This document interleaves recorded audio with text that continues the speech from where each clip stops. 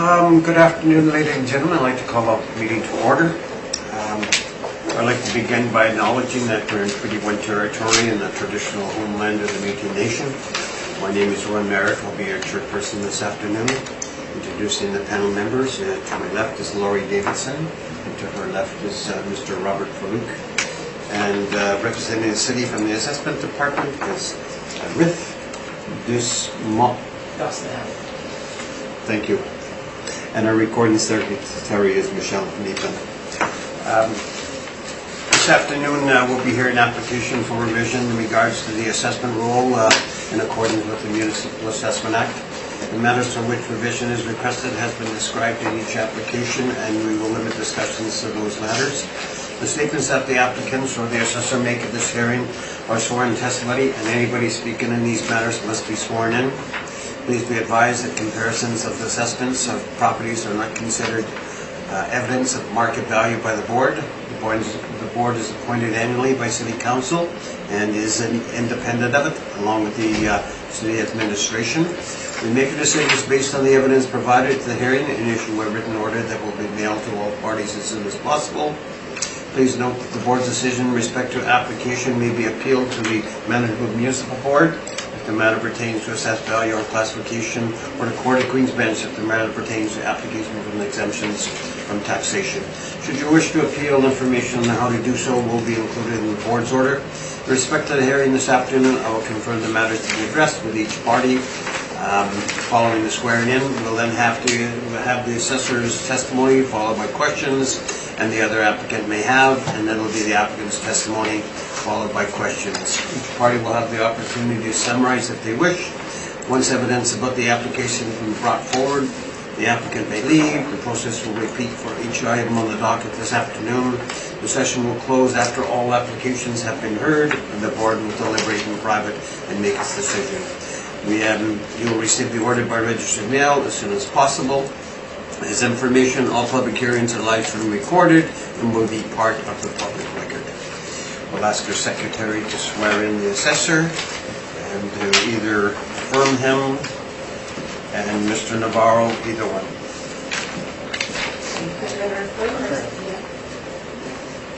Can you state for me, please? Do you affirm that the evidence you're about to give at this hearing will be the truth, the whole truth, and nothing but the truth? Do you affirm or swear? Affirm. Can you state your full name, please? Do you swear that the evidence you're about to give at this hearing will be the truth, the whole truth, and nothing but the truth, so help you God? All right, we have 10 items on the docket, and we'll just go according to them. So item number 1 is 540 Archibald. Mr. Assessor, whenever you're ready, you can take us through this property. Good afternoon, everybody. First file is file number 19-3239. Roll number 06032449000. The address is 540 Archibald. Roll year is 2020. Reference date is April 1st, 2018. Assessed value is $810,000. It's industrial warehouse. Number of buildings is 2. Number of premises is 2. Stories is 1. Actual year built was 1985, and the effective year is 1985 also. Wall height is between 10 feet and 18 feet. Zoning is manufacturing general. The land area is 29,573 square feet. The plan area is 5,775 square feet. Same with the gross floor area is 5,775, and the leasable is also 5,775 square feet. The land to plan area is 5.12. If you turn the page, on page 2, we see that the subject was last sold 6 years from the reference date, October 3rd, 2012, for a sworn value of $760,000. If we turn to page 10, since the sale, we've had a sales questionnaire returned to us. On there you will see the sworn value and consideration is both $760,000. It's an arm's length deal. It was done. The price was agreed upon in May 2012. There were no other items included with the real estate. It was real estate only deal. There was an appraisal done, but we don't have the value of that appraisal. Down at the bottom, question 11, does the purchaser intend to occupy? So yes, it's owner occupied. And question 15 there, the condition of the building, it's in good condition. And do you intend to do major repairs as per question 16? And they've indicated yes, they will be doing major repairs or improvements. On the next page, we'll see the total consideration paid for it was also $760,000. If you turn to the next page, page 12, we'll see that there was a permit taken out in 2017 to construct a storage building of 1,440 square feet. The next page has some details on it, but page 14, in the middle there, you'll see the value of the construction was $114,133. And the next page shows you what the garage, the storage garage is going to look like. So going back to page 2,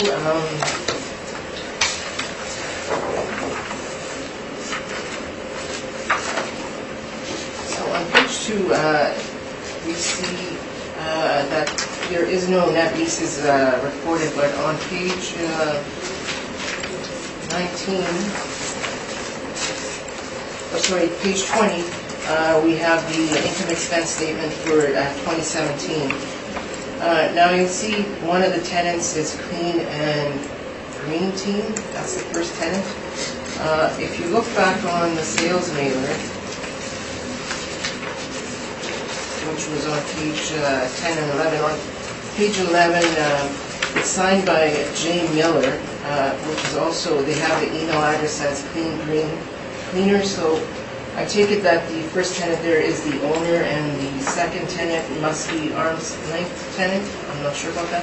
But if we look at the previous income expense statements from page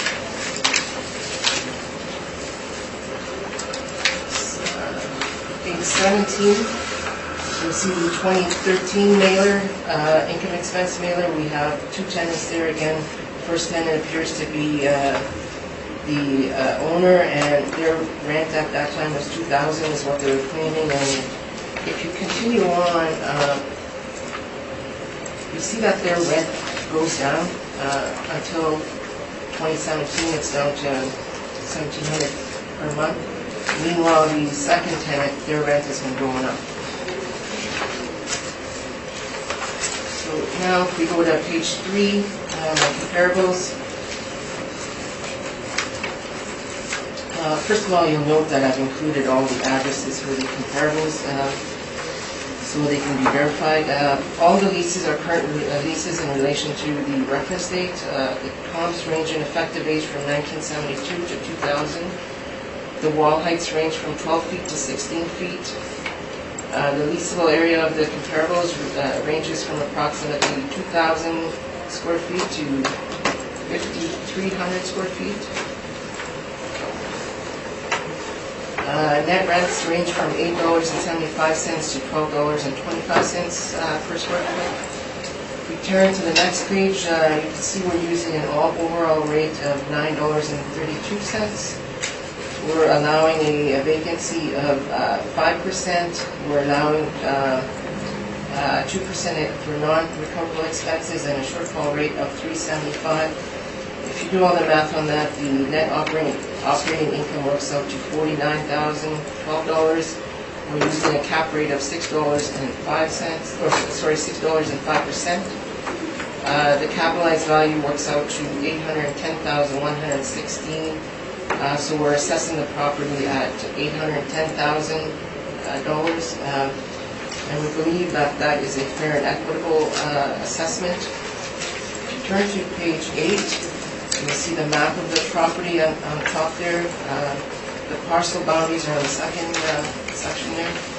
On page 9, you can see the before and after of the subject property. You can see that there's the garage built on the top there. which was in there in 2016. And so, taking into consideration the sale 6 years prior to the reference date, which was at 760, plus the new construction valued at 114,000, we believe that the assessed value of 810,000 is fair and equitable, and we respectfully ask the board to confirm that value. I thank you, sir. Mr. Navarro. Yes. Can you tell me whether this is model-generated rent? Yes. Okay. You did not adjust it in any way? No. Okay. And that goes for vacancy, expenses, and capitalization rate? Correct. Okay. Now, if you turn to your page 6 of your report, which is the capitalization rate chart that you supply here. Now, if we go to industrial properties here for single tenant A and multi-tenant B, industrial A and industrial B, you have a rate here in the 20th percentile of 6.34 to 7.8. The range from the low side to the high side is 5.5 to 9.8. If you look at Collier, CBRE, and Cushman Wakefield, they have single tenant A and multi-tenant B as being between 650 and 725. CBRE between 6 and 650 for industrial A, industrial B 650 to 725, and Cushman Wakefield 650 to 7 for industrial A, and 7 to 7.75 for industrial B. In your opinion, which would this property fall under, an industrial A class or industrial B class? We don't have classes for industrial. All our industrial are the one class industrial. So you don't distinguish between what is, No. and again, you don't distinguish between what would be an investment grade property or a non-investment grade property? No? We believe they're all investment grade. Okay. And so essentially what you're saying is that there's no difference between something, I don't know, built in 2010 to new standards and something built in 1985 that looks like as long that? as there's been upkeep, and yeah, we know what, we collect data from all the income-producing properties in the city, so I believe our data, we probably have more data than Colliers and CRB and Cushman. Of course, yes. You are the collectors of that data. If you turn to your page 22, property was built in 1985, correct? Yes. We go down to your industrial class buildings here, 225 Watt Street, built in 1985, similar size. What is the capitalization rate there? 8%, so I take it they haven't done any, there's probably a lot of deferred maintenance on them. What is the effective age on yours? Ours is 85. Okay. So, am I missing something here? I'm not familiar with that property, so I couldn't speak to it. But you put it into your evidence. The evidence is showing that what the properties that you see in here are not properties that we are using for comparables. These are properties that have been sold in the market, which are confirming our cap rates. Okay. So the last question that I have is, this property sold in 2012 for $760,000, correct? Mm-hmm. And since that time, the assessment has only gone up $50,000? I take it there's been appeals. Okay, those are my questions. Thank you. Ms. Davidson? I have no questions at this time. Mr. Faluk? None of this time, thanks.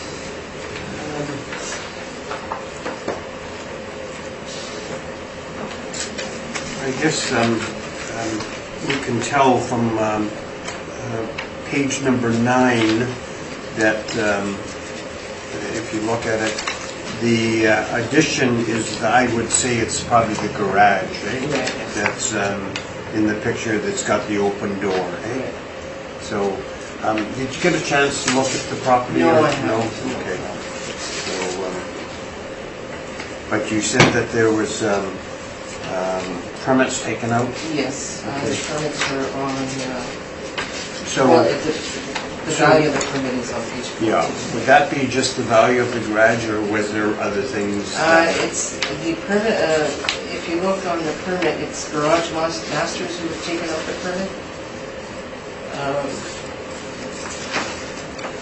So it would have been foundation and the garage. And you don't know how big the garage is or anything? Yeah, it's You do? 1,441 square feet. Square feet? Yeah, 1,440 square feet. Maybe 14 by 100? It's 30 by 48. 30 by 48, yeah. Okay.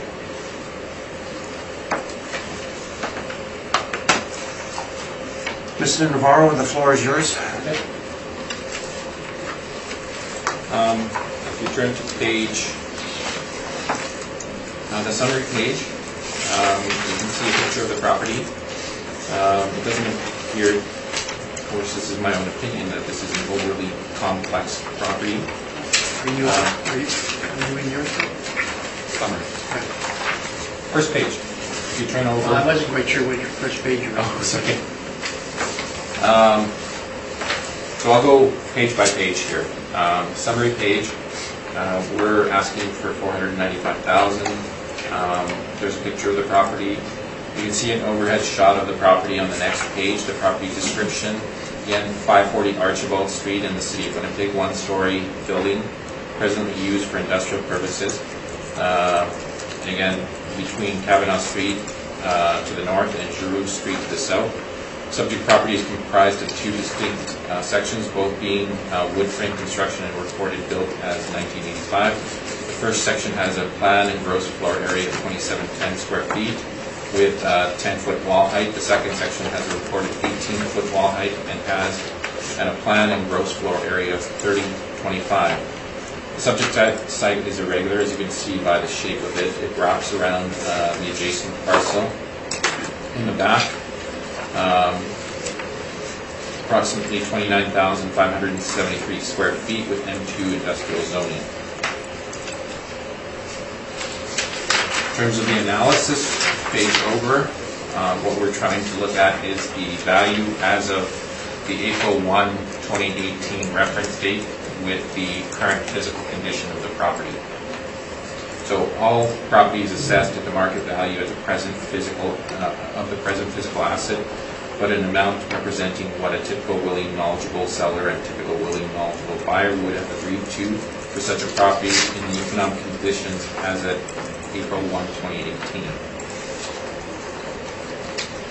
Several approaches to value, however, the approach that we look at is the income approach. We've used the income approach in this case, so we have a rentable area of 5,775 square feet. We have some sample rents here. The assessment department has applied a rental rate is $9.32 overall. The next page over, you can see some of the city's own rental rates.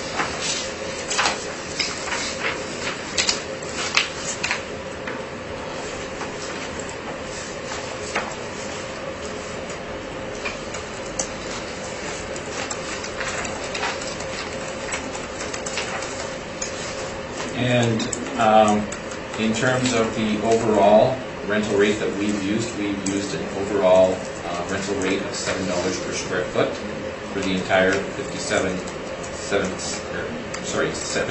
per square foot overall for 5,775 square feet of rentable area. In terms of vacancy, we've applied a 5% vacancy on it, $3.75 shortfall.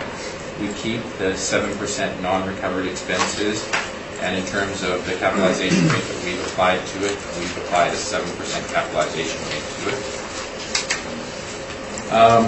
Giving us an overall net operating income of $34,633, again, 7% cap rate, gives us a value of $494,753 or $495,000 rounded.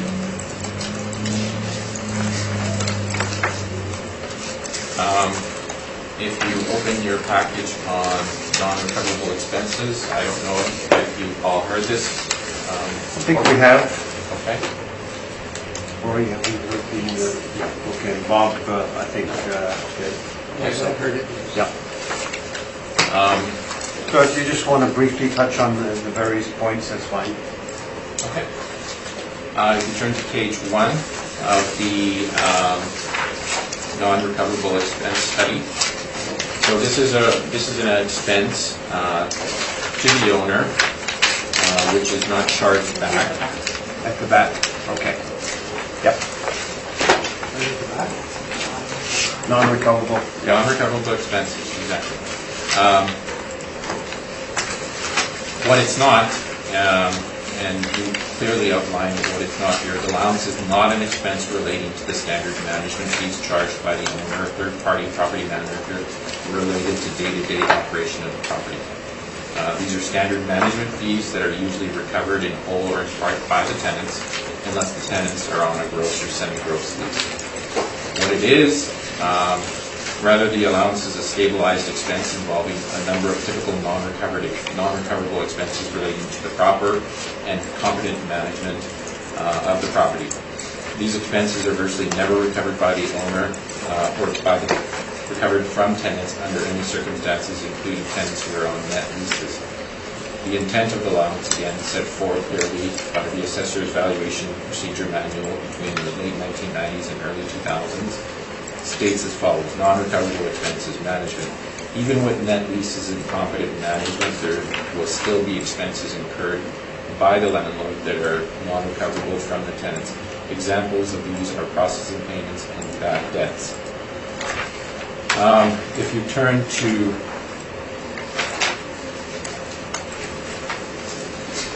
page 8 of the presentation,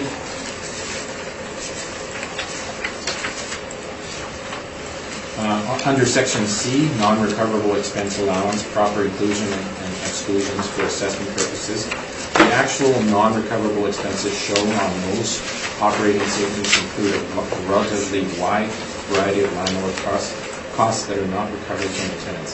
The most typical non-recoverable expenses shown on the statement include leasing commissions, tenant and creating allowance, free rent, marketing, advertising, bank, service charges, mortgage interest, bad debt, professional fees, owner building maintenance, asset management fees, various finance fees, depreciation, utilities for vacant units. For the purposes of this study, we have not included these non-recoverable expense amounts. Owner building maintenance, this non-recoverable expense is captured by the 2% other stabilized deduction from EGI. Financing fees, mortgage interest, again, this is also not included. These are expenses that relate to the financing arrangements that a particular owner chooses to structure for a particular property, but which are not relevant for fee simple valuation. Depreciation. Depreciation expense is a proper deduction that is included in the calculation of taxable revenue when reporting to Revenue Canada. However, this expense item is not included in the fee simple valuation. Utilities for vacant units. This amount is captured by the shortfall and is therefore not included in the non-recoverable expense category. And bad debts. This amount is captured by the vacancy allowance and is therefore not included in the non-recoverable expense category.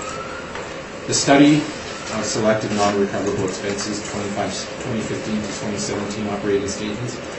The details of our review, 2015, 2016, 2017 operating statements for several properties in the various real estate sectors follows below.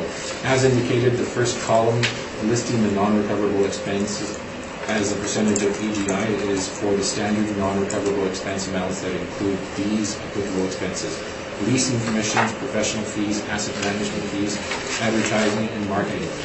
These are set forth in column percentage of EGI, 3-year average, no TI. We are also including the statistics for non-recovered expenses that include tenant improvement allowances and inducements, free rent, shown in the last column as percentage of EGI, 3-year average, TI included. The result of the study is set forth below. You can see that study on page 10A. So there are the two columns where we have included tenant TIs and not included TIs. Mr. Navarro, I think you don't have to Okay, go yeah. in great depth to it because we've heard. I was actually going to stop it right there. Yeah, okay. So, Okay. yeah, that is Uh, the crux of the argument. Okay. And in terms of capitalization rate, we also submitted a capitalization rate study. I'll Yes. just briefly go over Okay. it. So recently we quoted the assessor's information, which included several other brokerage firms and their data also. I won't get into theirs as well. One of the important things about industrial properties that I think you should be aware of right now is that the city of Winnipeg is certainly in a condition right now where it is for the first time seeing competition from outside of the city of Winnipeg. And so these would be the surrounding bedroom communities outside of the city. So this would be the RM of McDonald's, the RM of Headingley, the RM of Rosser. In particular, the RM of Rosser, the city of Winnipeg and the RM of Rosser have a joint, call it large-scale project, Centerport, if you're familiar with it. So it involves the city of Winnipeg and the RM of Rosser and all three levels of government. A lot of the demand for raw industrial land, in fact, industrial construction, is coming from these areas. And the RM of McDonald along the Gilbert Boulevard, the RM of Springfield also on the east side of the city. So, you know, 5-6 years ago we could have said that the city of Winnipeg pretty much had a monopoly on industrial properties in this section of the province. We can't say that anymore. There is enough competition coming from outside of the city that the city of Winnipeg is actually starting to see some decreases in demand because of this. Again, I won't go into the brokerage firm rates that we've looked at. In terms of overall conclusions and what has transpired over last cycle to this cycle, we haven't seen too much of an increase or decrease in the capitalization rates. It's minimal. So we've structured our capitalization rate study based on A and B and non-investment grade. So your A class would be the newer stuff, which ranges between 6.25 and 7%. B class 7 to 7.75, and non-investment grade properties are A plus. We have a set of cap rates here that we calculated.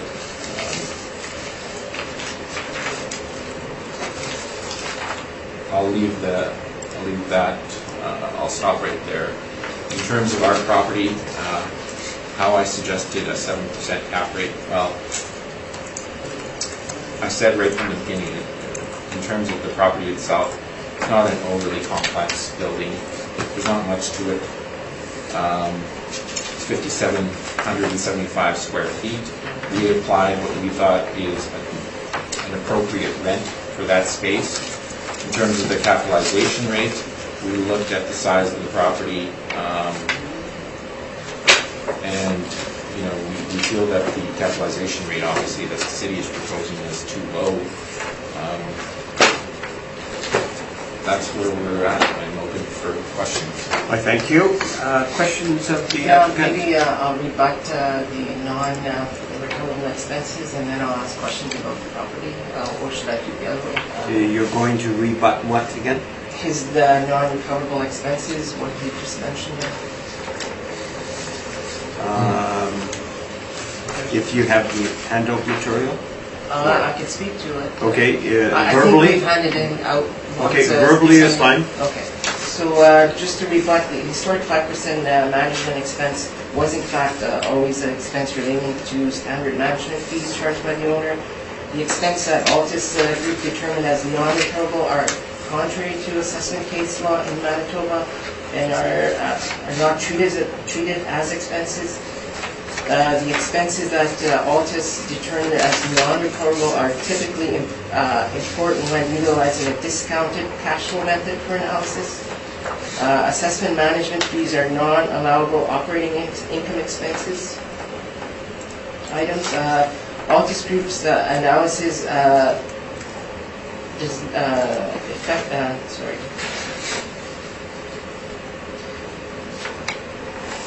the use of medians rather than averages changes the results of Altus's analysis conclusion from 5.75 to 4.78. The methodology that the ATD uses is consistent with Saskatchewan and Ontario. In regards to case law, there's been several municipal board orders indicating that leasing commissions, tenant inducements, tenant improvement allowances, and free rent are not to be included. And I can give you file numbers, but we've given those already. So in regards to our property, I just have a couple of questions. I'll just see, Mr. Rao, you have any questions in regards to the rebuttal? The rebuttal? Well, yes. Did you go through our... I have before, I haven't... Okay, so when you said that other provinces... Saskatchewan. Yeah. Right, so you realize that we looked at other provinces to see exactly what they did. We are we conform to Saskatchewan, Ontario. We use the same, we're consistent with your methodology. Okay, so we have a write-up in each one of our non-recoverable studies regarding what SAMA does and what impact does. You're aware of this? Yes. Okay. And in terms of the expenses that you mentioned, on a fee simple perspective, you don't think that leasing commissions, professional fees, asset management fees, advertising and marketing are proper non-recoverable expenses? No, and case law says they're not either, so I can give you the case law numbers if you want. And how old would these cases be? These are, well, they're not from 1990, I'll tell you that, what you're using there. Well, Yeah, gentlemen, we don't want to spend, we can spend all day here on this topic. I think we can transfer what we've done here to most of the following appeals, since we're covering the non-recoverable with the CAP study, if you're in agreement also. Yeah. Yeah. Yes. So, you know, the last question that I had was pertaining to the question of averages. So we actually put an average and a median in there for the non-TI and the TI included. So it's not like we're hiding something here, correct? All we're saying is the TI and the other expenses are not allowed as per municipal board cases. And you can't give the dates of those. Yeah. I don't have them with me. Panel members, any questions in regards to the rebuttal information? No? Okay. Robert, you okay? You say they're not allowed, but they have been allowed in the past. The management fee has been allowed in the past, but since our market research, those fees have been collected on a regular basis by a management company. So our market analysis shows that. So when you show that they've been collected, has it been like 100%? Has it been 50%? Has it been 40%? It's been in some 5% cases on there average. were, in It's some been- cases they weren't. On average, it's been 5%. And what's that average? 5%. 5% of the rent has been collected as management fees. Okay, it's 5% we're talking about. But what is the average of the individuals recovering? I don't have the exact figures, but if So we like didn't you do it look at now, a whole when do we bunch do of it? cases. So if we don't change it now, when do we change it? Our analysis has been showing that it has been collected over the last few number of years. Okay, so would that, And actually, I wanted would to that go through- analysis show that instead of 5%, it should be 3%, or it should be 2%, or would you went 0? Right? It was at 5, Right, and then you did analysis of a whole bunch of cases, right. and you determined that they For net were expenses, or collecting. net rents, yes, they have been collecting 5%. But you haven't stated out of 100 cases, 50%. No, I don't have that information. So what you did is because you saw some, well, not you, but some that the whole thing was wrong. Well, we found that all of it was I can't speak to it. I I'm didn't going to read it interrupt yet. because, I mean, we could Okay, talk that's fine. about this for Yeah, several I hours. understand, I Okay. understand, but I just haven't, I was just wondering what percentage did you use to arrive at that decision? And Riff, you had questions Yeah, of the so, applicant? yeah, in regards to the property, so your client bought the property in 2012 for $760,000, correct? Okay. And they spent $114,000 in improvements since then. Correct. And you're saying that they would be a willing seller at $495,000? So I'm looking at the fee simple perspective here. So my task is to look at a proper rent for this property as it is physically today, 5,775 square feet. I applied a $7 rentable rate on it. We can debate that. We can also debate the capitalization rate that we put on it. So when I came up with my rent and my capitalization rate, that is the value that I got. So we assess fair market value, so you're saying fair market value for this property is less than what they paid for it? Definitely, I wouldn't simply rely on So they would be a one. willing seller at $496,000? So to respond to this, I don't know what their motivation was for purchasing that property at $760,000 in 2012, but when I look at it from my perspective now, no, I wouldn't have paid $760,000 today for it, based on our April 1, 2018 reference date. And again, I think we've gone through the capitalization rate issue also. We found a comparable in your own evidence of a similar property built in a similar year, similar size, selling in January 2017 for... Gentlemen, What I'm asking is, can will they, you so I confine wanted it to find that, to, can you confine it to questions and answers, please?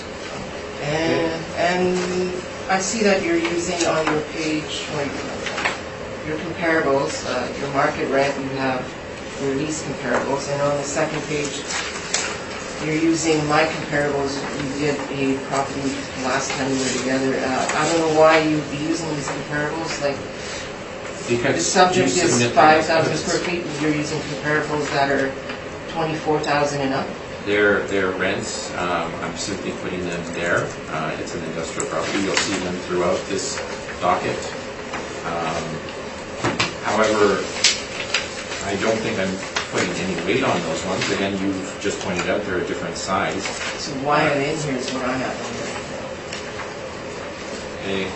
Again, I don't think that's relevant. Okay, I have no more questions. Ms. Davidson? I just have a quick question, which is a bit of a follow-up. I can see your workup, and I still see the difference in the assessed value and the sale value plus the garage. Did you have any comparable sales at all? I can just, quickly scanning through your analysis again in terms of sales of these industrial properties. Given the big difference in the assessed value and the sale value. Well, first of all, I'm not looking at the cost of the property. No, I know that, yeah. In terms of sales, we've introduced some sales in terms of our capitalization rate studies to give you some perspective on sales. But no, we're not using the sales comparison approach. The typical approach used in this scenario is the income approach. So I do understand that. That's why we provide the comparable leases.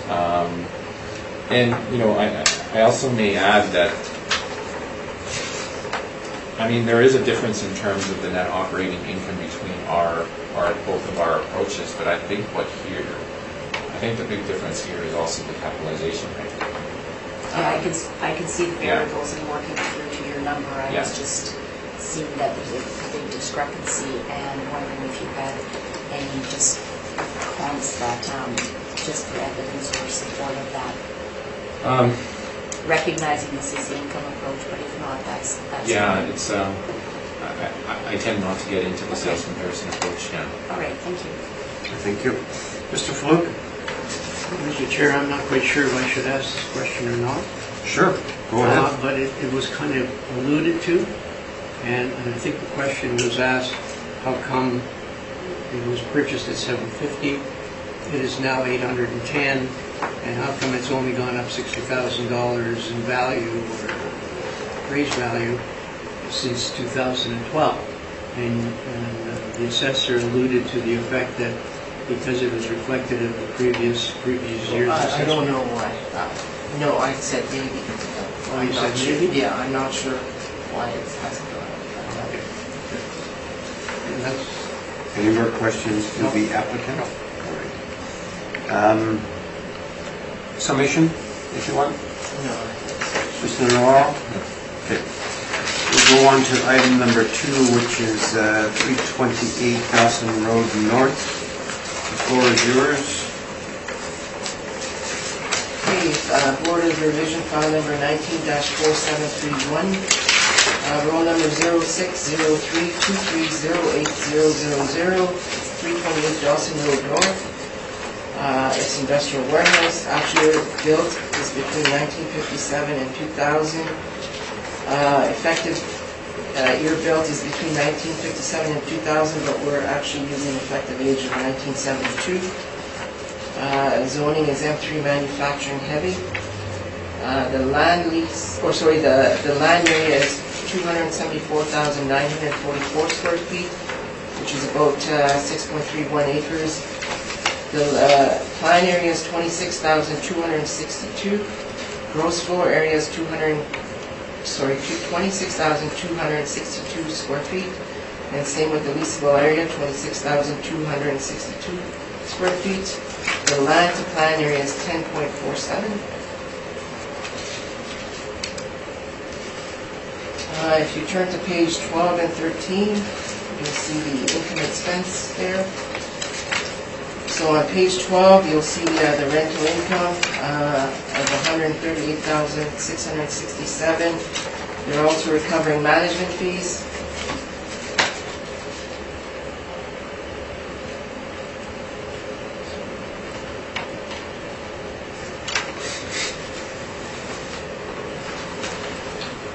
If you turn to the next page, you'll see the rent roll there.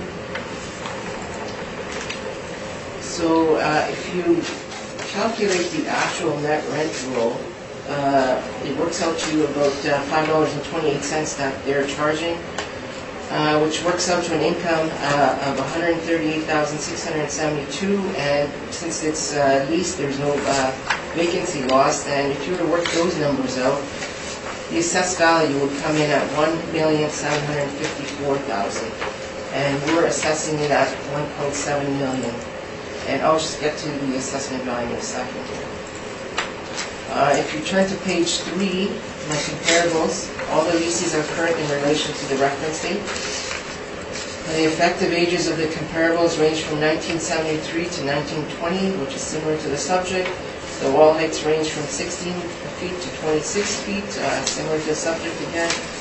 Leasable areas range from approximately 24,000 square feet to 32,000 square feet. Net rents range from $5.26 per square feet to $6.50 per square feet, which is also in line with what the subject's actual rent is at. On the next page, I have some land comparables. So the subject has surplus land of approximately 76,922 square feet. So my comparables here range in size from approximately 64,000 square feet to 92,000 square feet. They're all located in the same market region as the subject, and the average sales price per square feet of the comparables is $5.27. On the next page, you'll see our income workup there. So we're using an overall rate of $4.59, which is lower than what is actually collected. We're using a vacancy loss of 5%. We're allowing for 2% expenses and a vacancy shortfall of $3.75 per square feet. The numbers work out to $107,302 For the net operating income, the overall cap rate we're utilizing here is 7.75%, which works out to a capitalized rate of $1,384,542. And then the value of the additional land of $368,000. So we have an estimated value here of $1.753 million. Now, if you look at our assessed value, we're at 1.7. The reason being is after this property was appealed, I took a second look at it, and we had set the our income approach to below average income quality. But looking at their rents, they're collecting higher than what we had set it for, even our average rate. So we have changed that. So going forward, the assessment will be done on the income approach. But since this was already sent out, the 1.7 million assessed value is land only.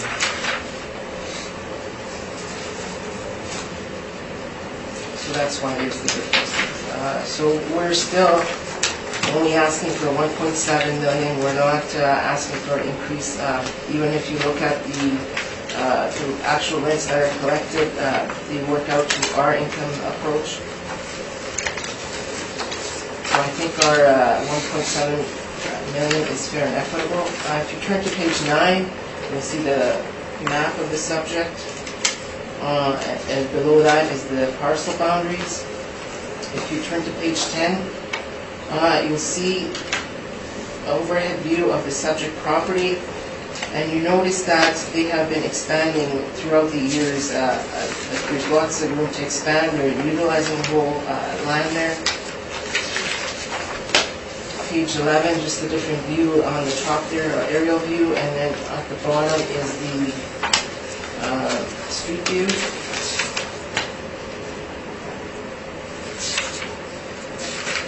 So in regards to the expansion of the property here, I just wanted to state. So in 1957, the total square footage of the improvements was 10,462, and then it was expanded to 11,962. That was in 1957. In 1960, it was expanded to 12,718 square feet, and 68 it was expanded again to 20,462. In 1974 it was expanded to 26,262, and in 2000, sometime between 2000 and 2012, they erected a Quonset. So on page 10 you can see the bottom Quonset there, that was erected. And then between 2012 and 2016, another Quonset was erected. Now, we don't have permits on that, but you can see that this surplus land has been available to them to expand, so we're not off on that additional land value. But as I said, we're not going with the income approach, we're just utilizing the land, the cost of the land right now. So I think the value of 1.7 million is fair and equitable, and I respectfully ask the board to confirm that value. Thank you. Mr. Navarro, questions? Yes, you've gone with the land value, yet you've included an income valuation on page 13, correct? Yes. Okay. Do you feel that that is a fair representation of the income value of the property? Yes. And the rate of $525 you think is appropriate? Oh, sorry, $528 per square foot? That's on your page 13. No, those are actual rents, 530. 528 is actual rent. So you don't think that that's appropriate? Sure, that would be appropriate, but we're using average rate, a model rent of $4.59. But we're not using the income approach on this one.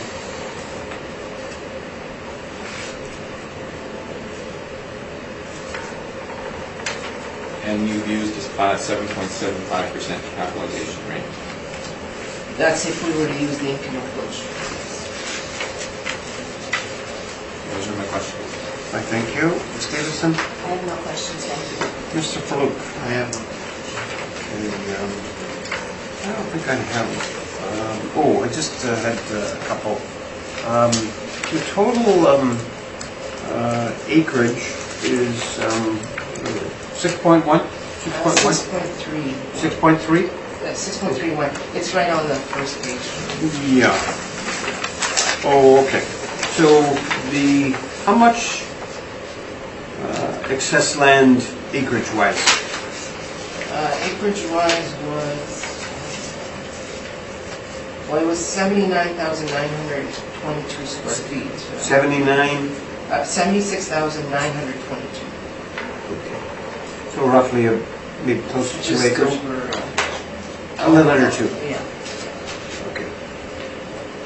Under 2. just under.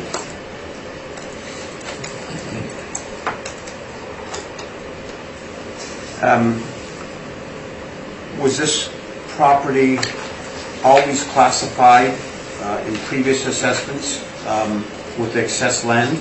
Yes, this was the first year that the model switched to just land value because the income value was less than the land value because it was set to below average rental rates for our model. You lost me there for a second. Okay, so we're assessing the... Okay, so in previous years, land and building? Yes. Yes, or in previous years it was income approach to land and improvements in building. Yeah. Or sorry, improvements in excess land. Or surplus land. Okay. But this year the model switched to just land value because the income value set in the model for this property was below average. But after looking at it, when the appeal came in, we felt that it was not a below average property because we're collecting rent of $5.28. So now I put our income approach in there just to show what the model rent would have been on that. All right. May I direct a couple more questions to the assessor? Yes, sir. Okay, that'll be quick. Regarding the land valuation of the property, and do you have any sales to support? I have the comparables there for, I don't have a 6-acre plot if that's what you're asking. Those comparables are in regards to the income approach. And can you tell me whether the properties adjacent to it are also receiving a excess land or surplus land? Yes. Okay.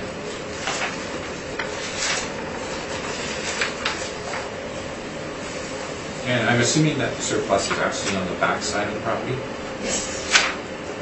so there's no access to it, correct? Yes, surplus land you can't separate from like excess land. Okay. What is the proper land to building ratio for an operation like this that I think is trucking related? Yeah, I do not know what the do you know? That's, yeah, I don't. I've seen some very large ones. That's my questions.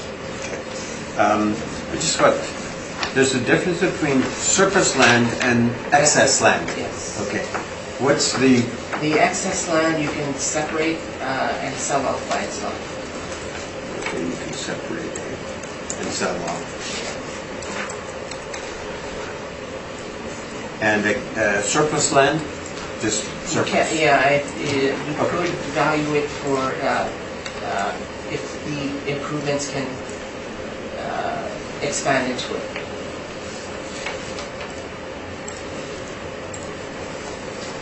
So add something to the property. Right, and if you look at the pictures, they're using the whole... Okay. Thank you. Mr. Navarro, the floor is yours. Okay. Start on page 2, you can see the front view of the property. In the property description, we detailed let's call it the evolution of this property from 1957 to 2000, and its expansion. On the next page over, page 4, you can see an overhead view of the parcel. It backs onto the railway corridor. There is no access for this property, and again, it is surplus land. I agree with the assessor on that. In terms of the approach that we've taken the income approach. So we've applied a 525 rental rate to this property. And if you turn to page 10 of the presentation, you can see, again, 26,262 square feet, giving us an income of 137,376. That is a rate of $5.25. We've applied 5% vacancy to this, 7% for non-recoverables, 375 shortfall, and an 8% cap rate, giving us an income of $1,461,111. Now, we have not added an additional value for surplus land, and as you can see, the overhead pictures in both mine and the assessors, most of this is being used by this operator, whoever it is, trucking related. These types of properties that are trucking related tend to have a lot high land to building ratios, so we tend not to add that excess or surplus land.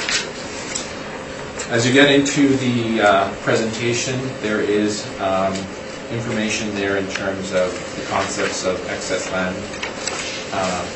So the easiest way to identify the differences, and again, I agree with the assessor, a piece of excess land can be easily sliced off of the master property and subdivided, sold. It can be done relatively easy.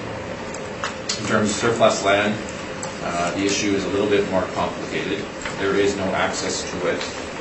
It is essentially a surplus to the current property. So does that increase the value of the property? Well, we tend to think that that would be captured in the rent itself already. These types of properties do have large land to building ratios. You can see them along Brookside Boulevard, Route 90. Look at any of those trucking related properties, they all have high land to building ratios. And in our opinion, this would be a similar example. We wouldn't add any additional value to that land. That is my presentation. Thank you. Questions of the applicant? Yes, so yes, I do agree that the rent would capture that surplus land, and you can see that the rent that they are charging does capture that. So you've gone with actual rents with your calculation here? Because we feel it's market. Right, okay, so why would you be using a vacancy loss if there's no vacancy then? Because the rent is at market again. Do you get what I'm saying? No, the rent is, you're using actual rent. Actually, actual rent I believe is $528, correct? Well, on your brief here it says $525 on page 8. Okay. So here's my explanation of this. If the rent, the actual rent, is at market, we won't adjust it. Okay, and we'll leave that place in place. And our suggestion there is that there's no need to look at other comparables because we've looked at them. This is at market. Now, again, we've looked at yours in your presentation. You've used a model, Right, which is actually lower than market. which is lower than And ours. that's why we're adding surplus land. Okay, so again, we think that negotiated rent is at market, $525. We're comfortable with it. So you're using market rent and you're using vacancy, but your market rent is actual rent. So because you're using because your actual is market, we can't use vacancy. You can do whatever you want. I mean, but it's like using your numbers, 528 with zero So vacancy equals the same amount of our assessment. If you see our appeals, you'll see many times where we go with what appears to be the actual rent, and again, we get the same fight back from your side. The reason is that we feel that rent is actually representative of market.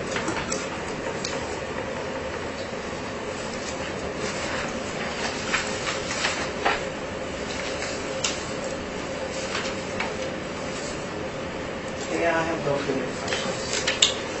Ms. Davidson? I have no questions. Mr. Faluk? No questions. Okay. summary, either party? Okay. We'll go on to item number 3, Senate Road, number 70. And there is a non-compliance issue, so we'll deal with that first. Yeah, so, file number, Board Revision file number 19-3801, roll number 060321025000, 70 Planet Road, reference years 2020, roll years 2020, reference date is April 1st, 2018. It's assessed at $2.244 million. It's the industrial warehouse, number of buildings is 1, premises 1, number of stories is 1, actual year built is 2001, effective year is 2001, wall height is 28 feet, zoning is manufacturing heavy, the land to plan area is 109,986 square feet, plan area is 21,600 square feet, same with the gross floor area and leasable area, both 21,600 square feet. The land to plan area is 5.09. And so yes, we are asking for a non-compliance on this one as we did not receive the income expense waiver until July 13th, 2018. And it was due May 3rd, 2018. I don't see any evidence. I have them right here now. Okay.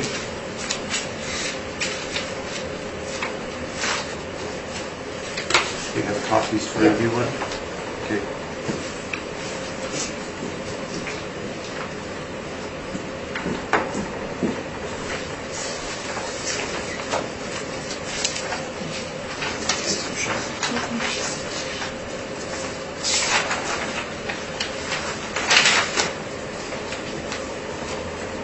So, tell us about So, this. yeah, it was delivered, well, we sent it out in April 12th, and we didn't get anything back, so on June 8th, we sent out the registered mail. And you can see on the very back, it was received by them on June 13th. And then we received the income expense on July 13th, 2018. And it went to Surrey, BC. Yes, which is always where it's been going. Okay.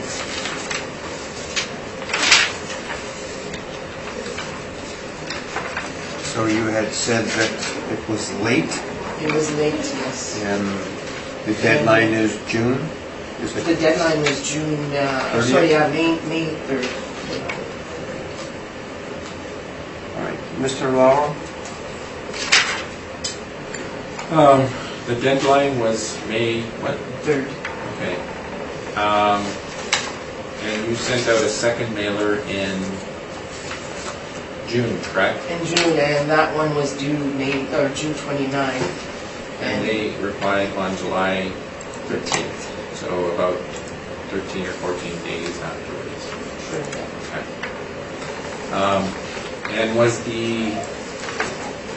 And the reason why this is an issue is because it was late, or it prevented you from actually producing the assessment? It was both,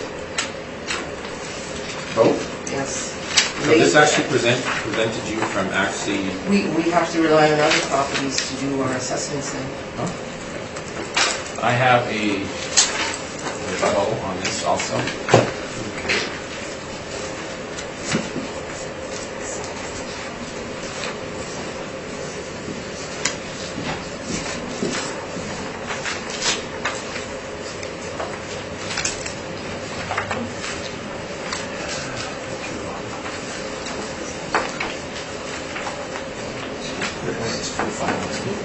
There's two, because there's another one. Oh, there's, okay.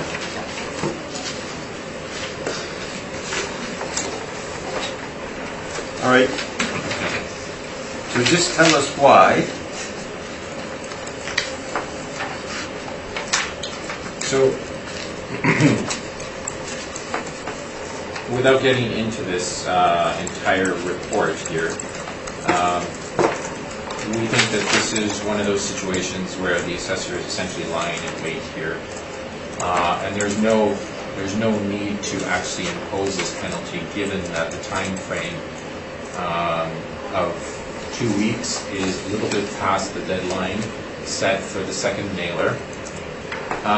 We also know that there are situations where the assessor has granted extensions to ratepayers for this type of situation. So if you actually turn to page 123, I believe.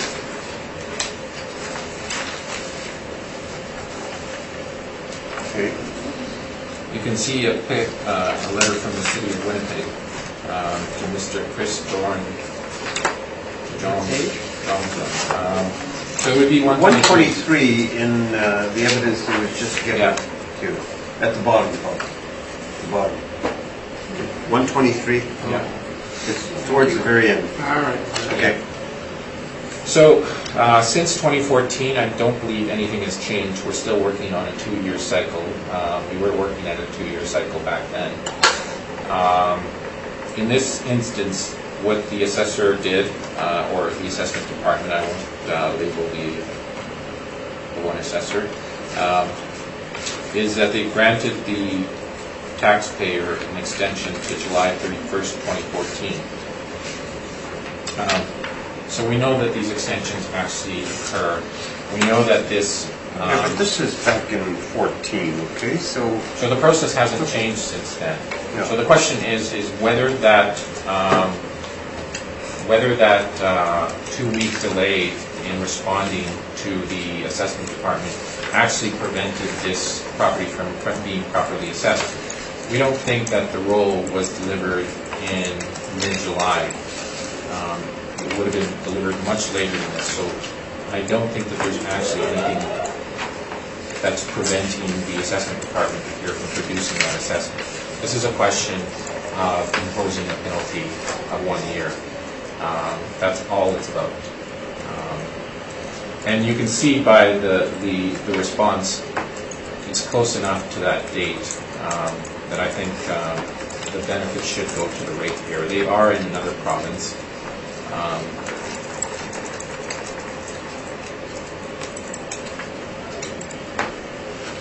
That is my response. questions of the applicant? Well, it's not, we sent it on May 12th, we gave them an extension to June 29th, and they were still late, and I'll just refer you to the act.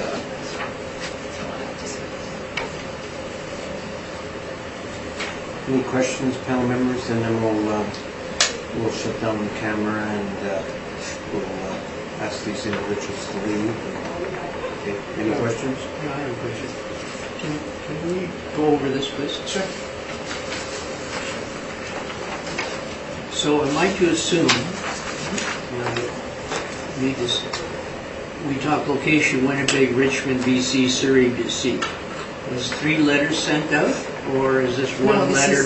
This is the tracking from the post office, so it went from Winnipeg to Richmond to BC. And then it went to Surrey. Yeah, this is all from the And post then when I office. read on further, item redirected to recipient and new address, item up for delivery, customer addressing error found. So is there something here that the city did not have the correct address? No, they received their tax bill, so I'm pretty sure. No, but that's not answering what this says here. What does that mean, customer addressing error, item out for delivery, new address? So I'm not sure how the post office works, so I'm not sure what they did or what they didn't do. So by sending it out to a new address and so forth, that would... But that's the post office doing it, not us. So the post office does that, should there be some leniency because of the fact that that's under the control of the... Well, we didn't have any return mail saying that they're at a different address. So I don't know what the post office is doing there or what they did. We still have the same address that we've been sending their tax bills to. So that when you receive that in July, that they checked to see that the address that you received then was the same as what you have? I'm not sure. But if you look, this is where we sent it, and that's, they got it. I don't know if they got it because it was redirected. I don't see.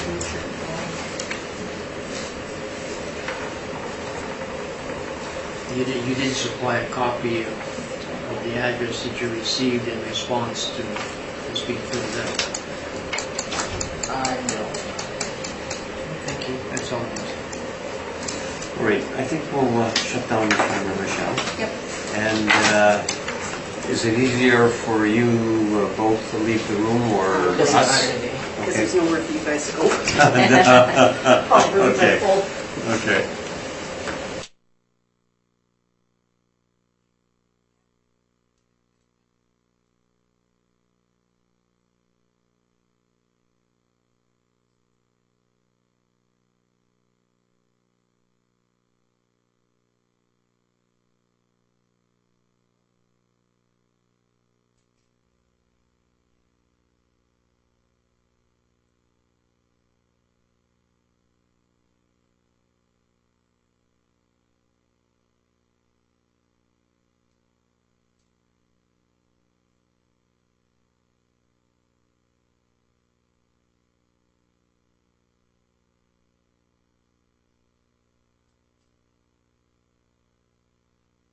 We'll call the hearing back to order, and in regards to the non-co-op issue, it will be denied. Mr. Assessor, we will go to that property and you can do your presentation. I just want to tell you that it is about 2:30 here. We're trying to get a replacement for Michelle. Michelle has got a appointment at 4:30, so we have two choices. Either we get the replacement and continue after that, or else what we'll probably do is shut it down around 4 o'clock, and whatever's left on the docket will be postponed, and that's the best we can do. So I'm hoping that we can get a replacement so we can continue and finish the docket. How does that sound to you? Sure. The only thing is these Panic Road properties have been already, this is the second time, so they were postponed once, and then maybe we can get through those. Well, you know what? We'll see. I mean, we'll try our darndest and see what happens. But So can we move those around? well, Because 70 Panic Road and 50 Panic Road is the same owners here. well, if you have no problem doing that, is that okay? Yeah, that's fine. Okay. Yeah. So we'll do 70, and then we'll do the rest, number 50 and number 5. Okay. Is that okay? Sure, yeah. Yeah. Okay. So 70 Planet Road, the floor is yours. Okay, so I'll just continue on then. Yes. 70 Planet Road, Cloverdale Pink is the owner. So if we turn to page 3, there's my comparables. You'll see all leases are current in relation to the reference date. The effective ages of the comps range from 1959 to 1990. That's similar to the subject. The lot heights range from 16 feet to 26 feet. The leasable area ranges from approximately 19,000 square feet to 23,000 square feet. The net rents range from $7 per square feet to $8.37 per square feet. You will see that we're using, on the next page, on the income work up there, you'll see that we're using an overall rate of $7.51. We're allowing for vacancy 5%. We're allowing for 2% non-recoverable expenses. We're allowing $3.75 per square foot for vacancy. That works out to a net operating income of $146,973. We're utilizing a cap rate of $6.55%. That works out to a capitalized rate of $2,243,863. So we're assessing the property at $2,244,000. We believe that value is fair and equitable. If you turn to page 8, you will see the map of the property there on the top. On the bottom is the parcel boundaries. On the next page, here's the subject. You'll see it's a pretty big property with a big lot there. It's overhead view. The next page, I inspected this with the applicant's colleague there, Mr. Boardroom, back in September 20th. So you'll see the actual warehouse from the outside and the warehouse from the inside there. And then the next page is having the comparables up to page 13. And so yeah, we're asking for a confirmation of $2,244,000 on this property. Thank you very kindly, sir. Mr. Navarro, questions? I do have some questions, but actually, you know what? I don't have some questions.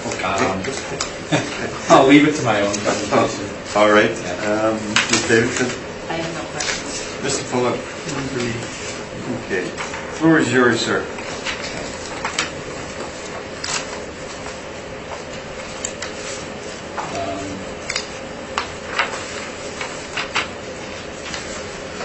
I am looking to revise the value of the net operating income on this docket, which on this particular property.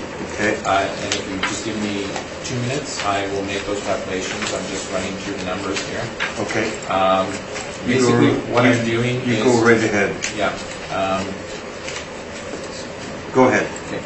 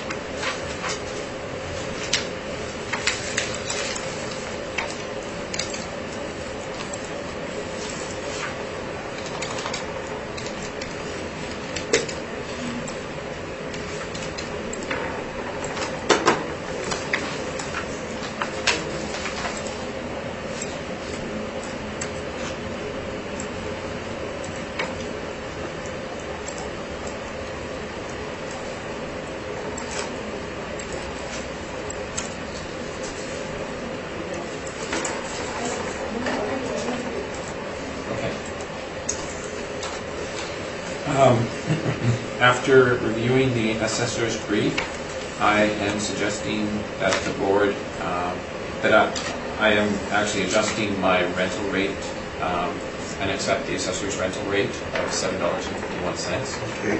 So your gross is the same? Yes, our gross is the same. We've applied the same vacancy. The only difference would be the 7% non-recoverable that we use. Give us your NOI. Our NOI is $139,268, and 139. 139. 268? 268, yeah. And we've applied a 6.75% capitalization rate to this. Our end value is $2,063,230, or $2,063,000. $2,063,000? Yeah. Yep.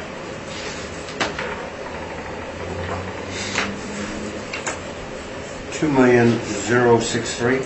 $2,063,000, yes. Okay. The reason that I've adjusted the capitalization, or the rental rate, is that I'm taking into account the the property location and its age. I don't have an issue with the rental rate that the assessor has proposed.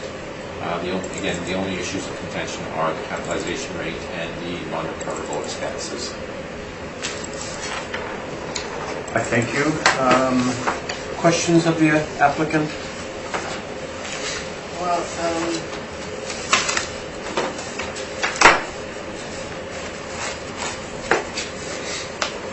without accepting the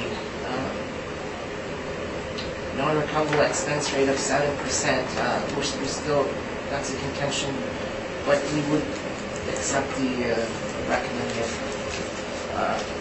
$2,063,000. You're recommending that?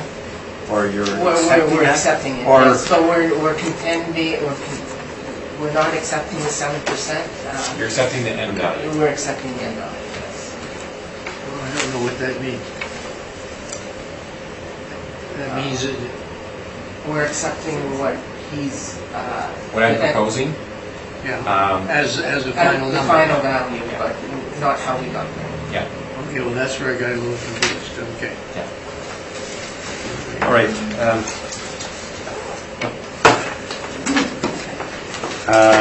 Any questions, panel members? Okay. Summary, either party? No? Okay.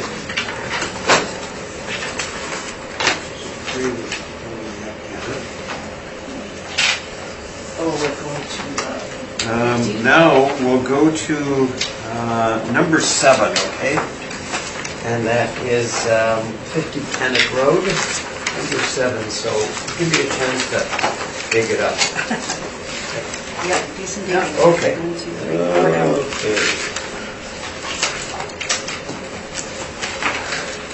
Okay. And this is again, a non-co-op issue that we've discussed. Yes, So the we'll just only- carry forward The with only it. thing is on this one, I checked this morning before I came.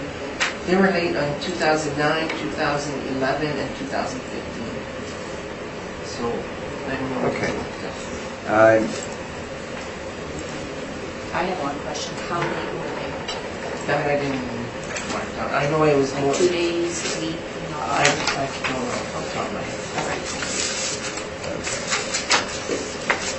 So it is an ongoing issue, is all I'm saying.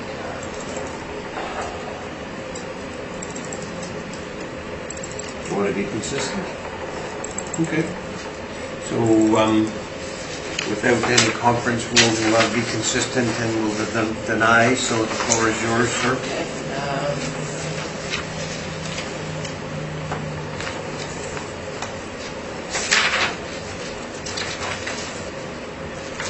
So the Board of Revision File Number 19-3798. Roll number is 0603205150.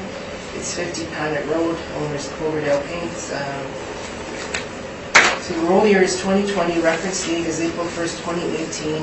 Assessed value is $3,512,000. The number of buildings is 8. It's one premise. It's 1 to 2 stories. Actual year built is between 1956 and 1988. And that's what the effective year built is also, but we're using an effective age of 1964. It's zone manufacturing general. The land area is 145,388 square feet. The plan area is 63,526 square feet. The gross floor area and leasable area is 74,226 square feet. The land to plan area is 2.29. On the next page, we'll see that there's been 2 sales on the property, or sworn values on the properties, both in 2008. So the owner swore the value, declared the value of $2.6 million on it in September 3rd, 2008, and February 13th, 2008. And like I said, it's owner occupied, so there's no leases on the building. If you go to page 3, there's my comparables. So the leases are current in relation to the reference date. The effective ages range from 1957 to 1977. The wall heights range from 17 feet to 30 feet.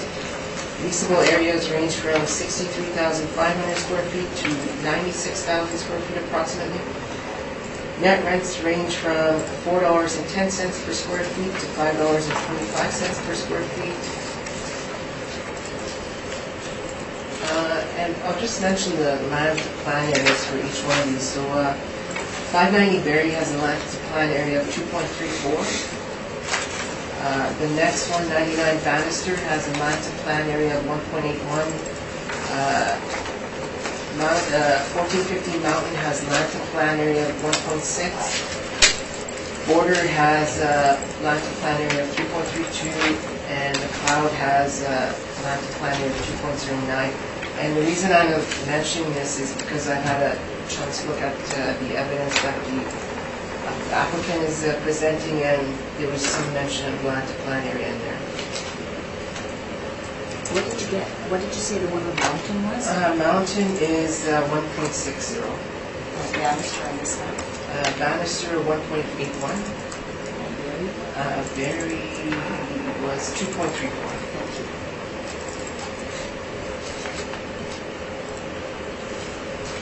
On the next page, you'll see our workup. So we're using an overall rate of $4.14. We're allowing for 5% vacancy. We're allowing for 2% non-recoverable expenses. We're allowing $3.75 per square feet for vacancy shortfall. And that gives us a net operating income of $272,175. We're using an overall cap rate of 7.75. That gives us a capitalized value of $3,511,935 for an assessed value of $3,512,000. And we believe that's fair and equitable. If you turn to page 8, there's the map of the subject on the top, the parcel boundaries on the bottom. The next page has the overhead view. It's quite a big building. The street view on the bottom there. And page 10 is the inside. I had a chance to inspect this with Mr. Boardroom September 20th. So the top is the mezzanine offices. The bottom is they have little labs in there. So that's the lab. Then there's some storage space in here. And there's a huge warehouse area. And then on page 12 to 14 are my comparables. So just in conclusion, we believe that the assessed value of $3.512 million is fair and equitable, and we respectfully ask that the board confirm that document. I thank you. Questions of the assessor? I don't have any questions on this. Lori? Just quickly, is this all owner occupied? Yes. Mr. Fluke? On page 9, it shows that this is right next door to the other property. Yes. Did you visit any of these? I visited both of them. Okay. So what is the difference between building 70 and building 50? 70 is a shipping warehouse. So I guess they ship all the products out of there. The other one, there's offices in there, there's lab space in there, and there's manufacturing and warehousing in the 50s. And that makes the difference between $7.51 to $4.14 Correct. between the two buildings? Yes, and I believe the dates also, if you notice, the one was built in 2001, and the other one was giving an effective age of 1964.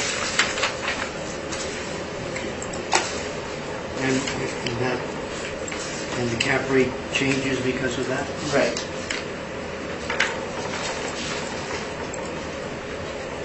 Okay, thank you very much. Thank you. Mr. Navarro, the floor is yours. You can see a picture of the property on page 2. Again, Mr. Boardroom and the the assessor also went through this property together. I think together, right? Yes. Okay. So on page 3 of the presentation, you can get a picture of the, let's call it the evolution of this building from 1956 to 1988. And again, this is 3.3 acres with N2 industrial zoning on it. The land to building ratio is 2.26 to 1. On page 4, you can see the overhead picture of the building. This is a large building.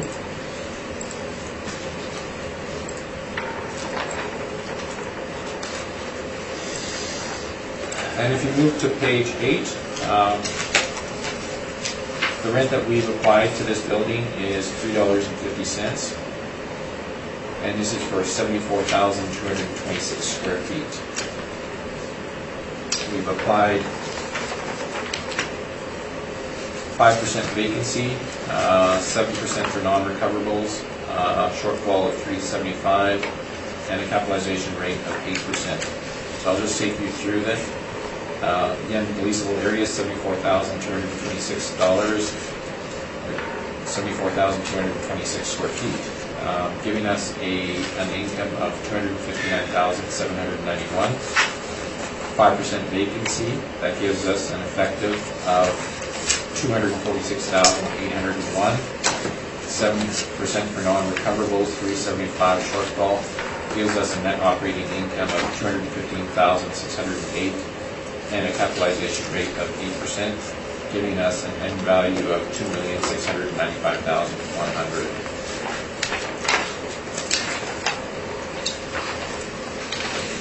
And I am open for questions. Thank you.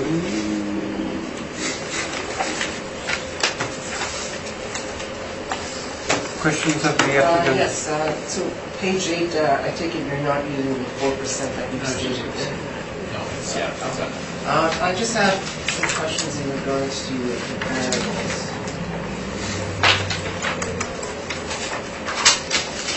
So, your comparables, how did you get the rates on those, the per square foot rate?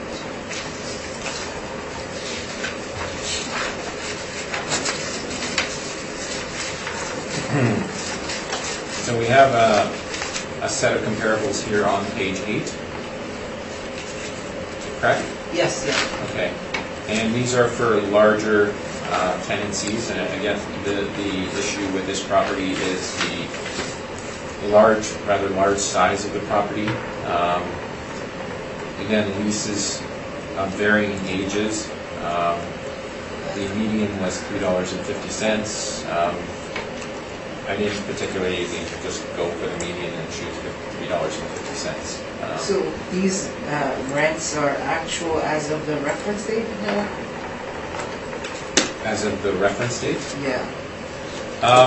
Again, they vary in ages. Again, the newest one is 2015. You have a couple here that are, or a few that are 2016. Yours are newer, obviously. So yes. Okay, I'd just like to hand out some rebuttal on that.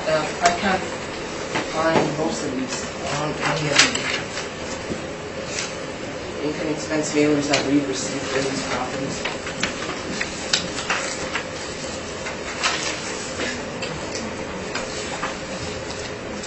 Thank you.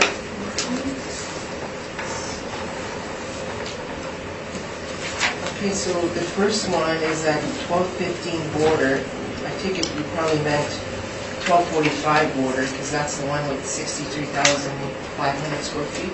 Okay.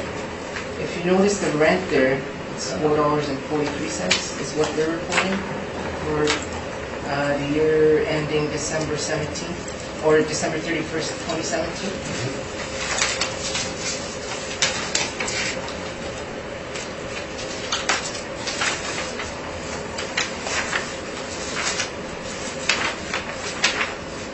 That's the first page on the rebuttal.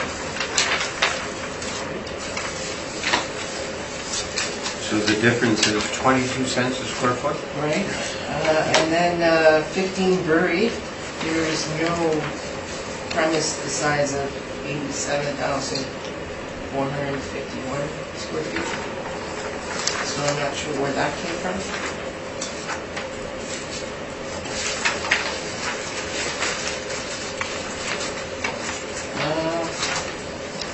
405 Logan. The rent that they're reporting is $4.85 per square feet. Okay. So I'm wondering where these rents came from and how.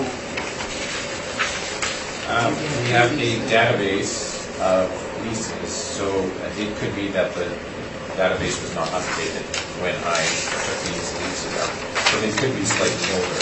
So, and then 6 Otter is $3.89 per square feet. I agree with your index number 5 and 6, you're correct. Number 7 should be $2.96. So that brings your average medium rent to over $4.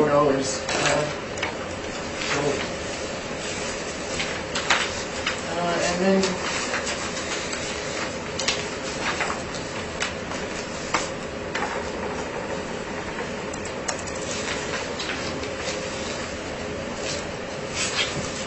you're getting the 8% cap rate from,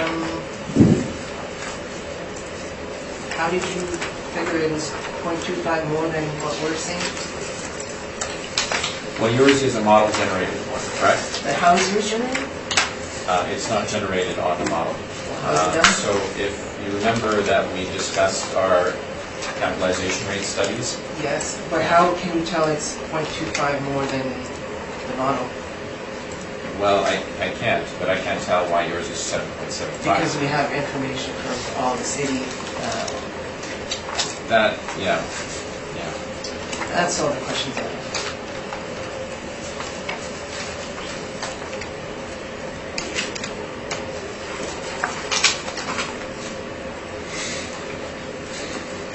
Sorry.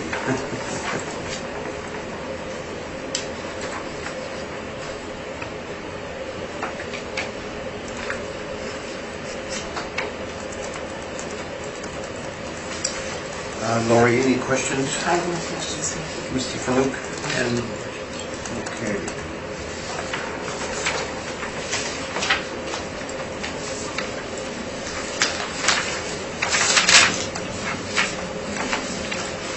The 8% cap rate,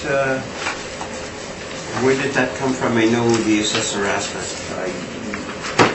I would say that based on what I'm looking at here in terms of this property and it being investment grade B property, I would say that the assessor is actually correct and it should be 7.75.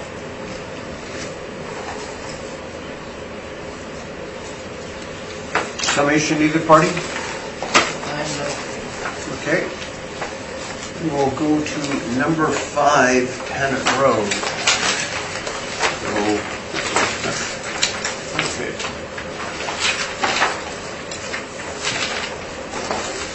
So, Mr. Assessor, whenever you're ready. Which one are we on? Number 5, Tannet Road.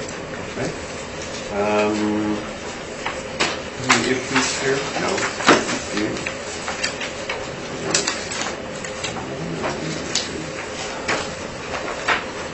Okay, Board of Revision file number 19-3194, roll number 06032007000.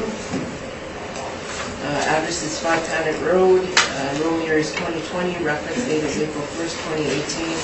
Assessed value is 1.537 million. It's industrial warehouse, number of buildings is 4, number of premises is 3, number of stories is 1. Actual year built was between 1977 and 1989, and that's what the effective year built was also. We're using an effective age of 1980. Wall height is between 12 feet and 16 feet. It's zoned M3 heavy manufacturing.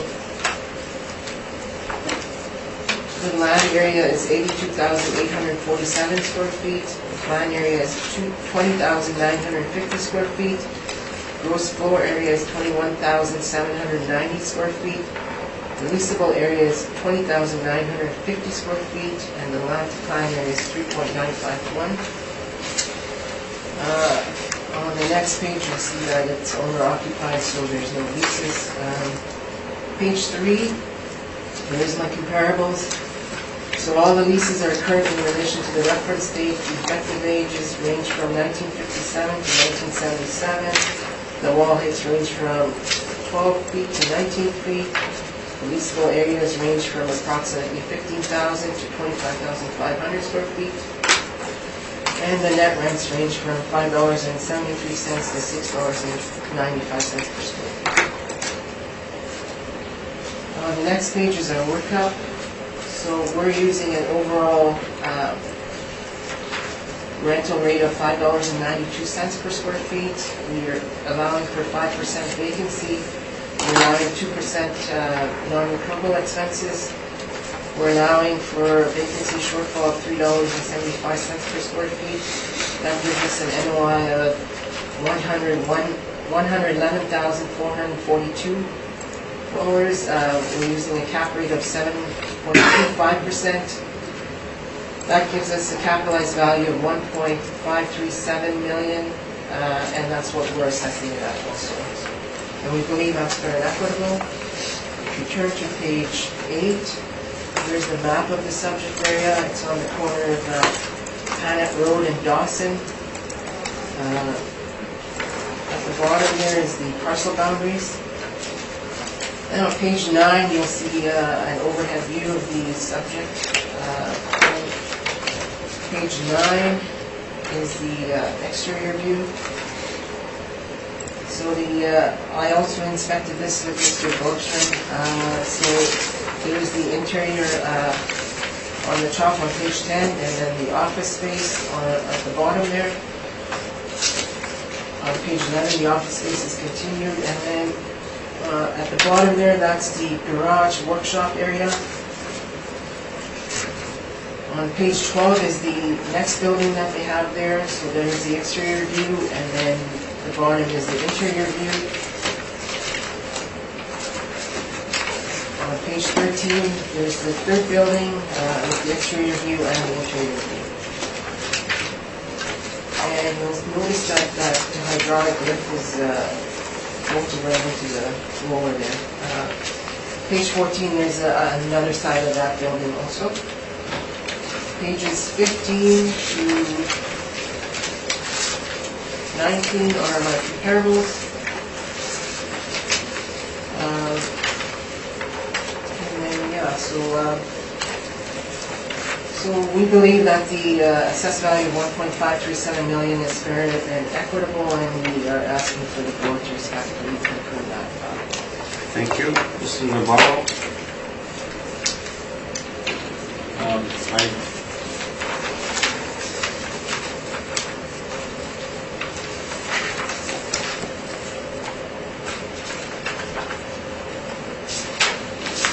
So the issue here seems to be the same issue of non-recoverables and capitalization rate, correct? Well, your NOIs are the same. Yeah, our NOI are actually the same. So it's just the capitalization rate. So I don't have any questions. All right. Ms. Davidson? I have no questions. Mr. Flute? Just a little clarification. Yep. The address is 5, 5 Panet Road, yes. and when I look at these pictures, it says 1535. That's on the Dawson side. So it's 3 buildings. The main building is 5 Panet, and then the other 2 are 35 and 50 Dawson. But on the roll, it's 5 Panet Road. If you look at the overhead view, Well, I'm looking at the one first on page 9. I see 35, I say 15. and so then- where you see 35, right beside it is a little building there. That's the retail area. That's 5 Panet Road. Actually, this one's better. This is 5 Yeah, Panet but Road. up in the top there, in the corner there?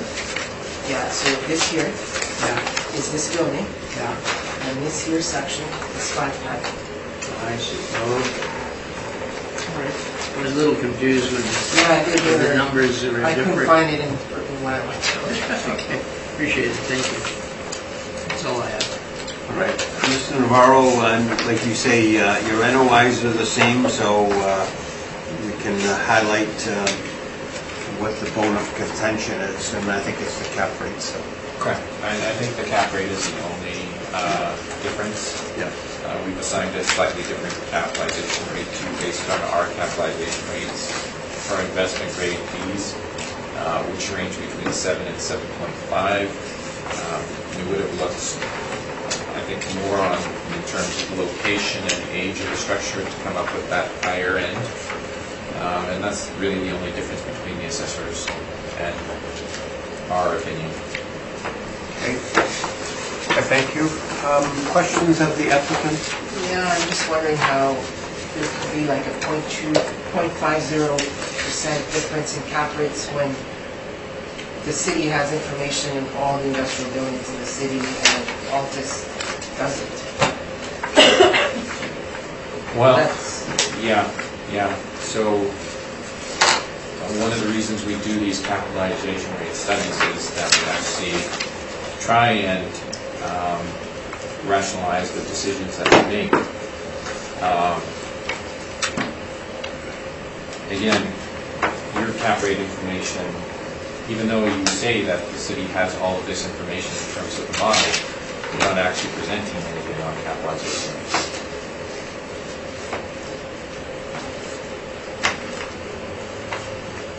that's all.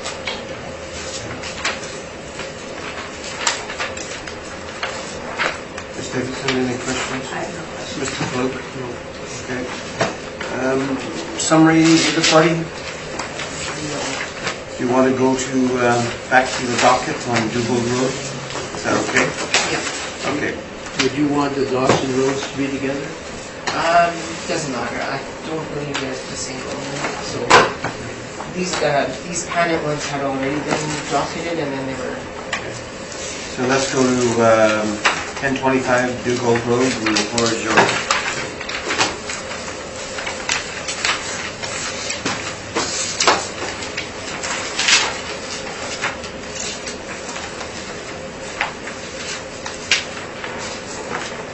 Okay, Board of Revision file number 19-3804, roll number 0605123100. Address is 1025 Dugal Road. Roll number is 2020. Reference date is April 1st, 2018. Assessed value is 1.76 million. It's an industrial warehouse. The number of buildings is 1. The number of tenancies is 1. The number of stories is 1.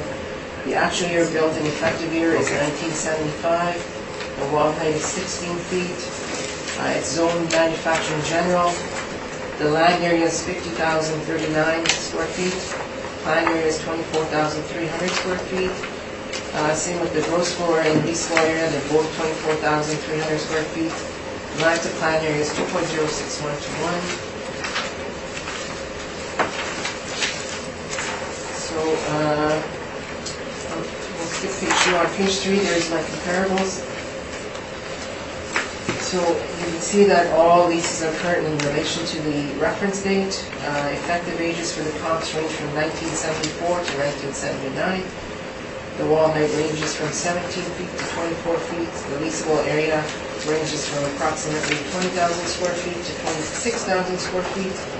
Net rents range from $5.25 per square feet to $7.25 per square feet. Again, I'll just mention the land to plan area because it's mentioned in the applicant's brief. So the land to plan area for 64 Hoka is 2.23. 69 Duran is 3.91.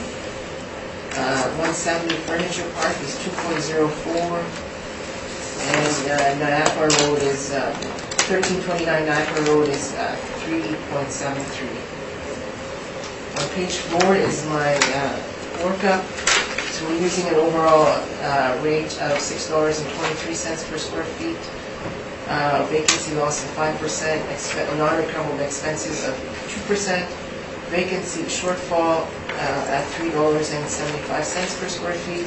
That gives us an NOI of $134,388. We're using a cap rate of 7.75%. That gives us a capitalized rate of $1,759,845. We're assessing the property at $1,760,000, which we believe is fair and equitable.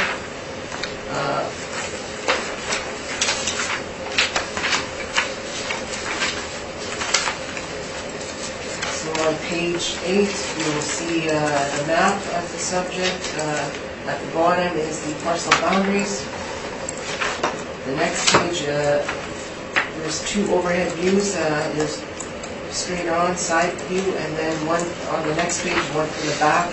You can see there's two semis parked there, or semi-trailers. At the bottom is the street view, and then on the next page is the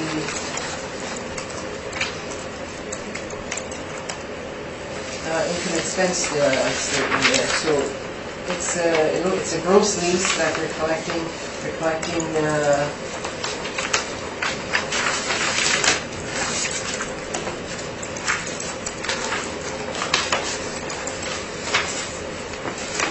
About $2.75 gross.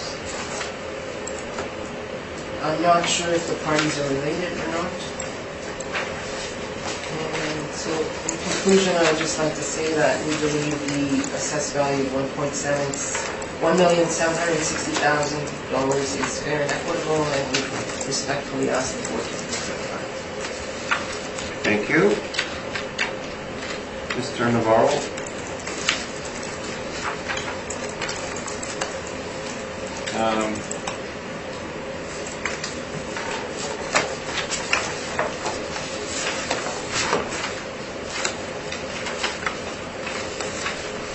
I'm looking at your more recent leases, which are your comparables for 64 Hoka, 170 Furniture Park, and 1329 Niagara. And can you explain why you chose 623, or I guess that's model generated, correct? Sorry, what was it? 623 is model generated? Your rent? Yes. Okay. You've got 64 Hoka, similar age, similar size at 525, and 1329 Niagara at $6. But 170 Furniture Park is at $7.11. Is 170 Furniture Park inside of the Palace or Furniture Yes. Park? I believe so. Okay. Okay. Those are my questions. Thank you. Ms. Davidson? I have no questions. Mr. Faluk? None. Have you visited the subject property at all? This one, no. No. So it almost looks like, how do you get onto how do the trucks get onto the property? They There's go a down the side? Yeah, there's a side. I don't know if you can see it in this picture, but if in Google Maps, if you zoom in, you'll see the trucks. It's a driveway there. So is there any excess on the, There's no access on it. no. So it's It's one side at a time. and, But it seems to work for them. yeah. There's overhead doors in the back. Yeah, on page 10. Loading ramp. On page 10, that's the back page. Yeah. And it almost looks like on the page 10 that somebody has got a different color on the front there, so maybe they added to it, or maybe one of the trucks bashed it. I'm not sure. You mean on the right-hand side? Yes. Okay, you don't know, but you don't know. I don't know if it's a sugar or... Started to paint real quick. Okay.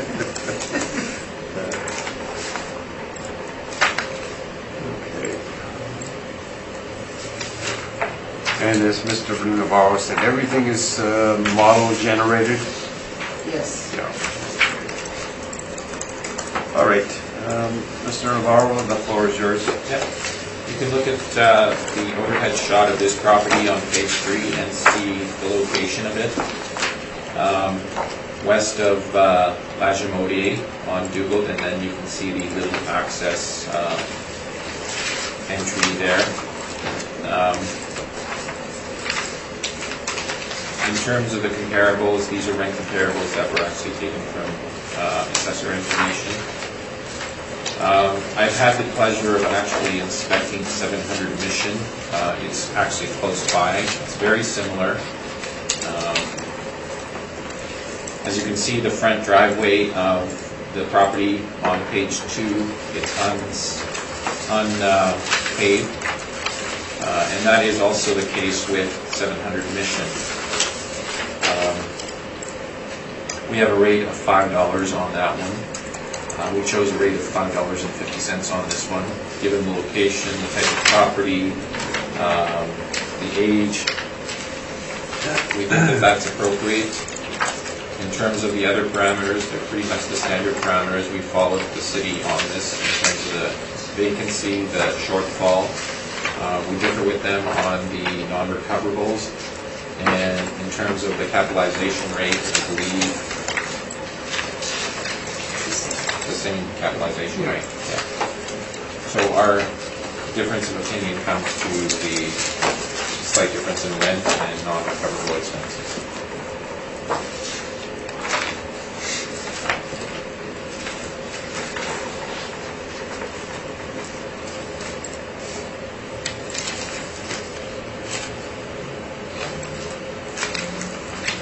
Thank you.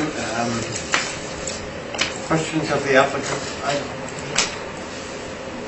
Lori, questions? No, I haven't. Robert? Okay, summation, either party?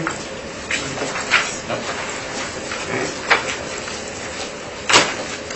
We'll move to the 5th item on the docket, 405, Terrain. Whenever you're ready.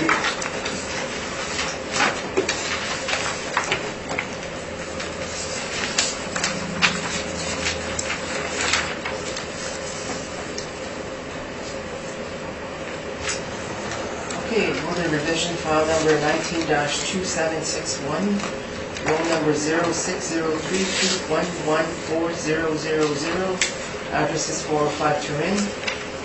The roll year is 2020, reference date is April 1st, 2018. We're assessing the property at $2,984,000. It's industrial warehouse, the number of buildings is 2, the number of premises is 13. Number of stories is 1. The actual year built ranges from 1960 to 1982.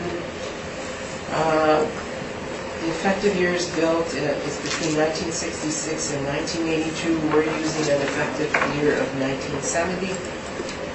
The zoning is manufacturing and heavy entry. The land area is 206,749 square feet. Lot area is 44,775 square feet. The gross area is the same, 44,775 square feet.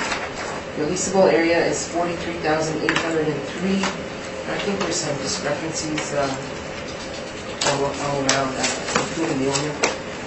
So if we turn to the next page, page 2, you'll see that there has been a couple of sales and a sworn value on this, but the most recent, October 11, 2012, 6 years before the reference date, there's a sale of $2.6 million. We requested the sales mailer and we never received it. So there's the leases at the bottom there, but if you turn to page 11 to 13, you'll see that these applicants sent in. So page 12, we'll see they're collecting rental income of $234,886.24. There's recoveries of admin, utilities, property tax recoveries. If you turn to page 13, There's the rent roll. The rent roll for the, if you were to add up the leased area that they state there, works out to 45,952 square feet. We have it down as 43,803, and I think the agent has it at something else too, so, yeah, 44,417 square feet. So, down at the bottom is my calculations.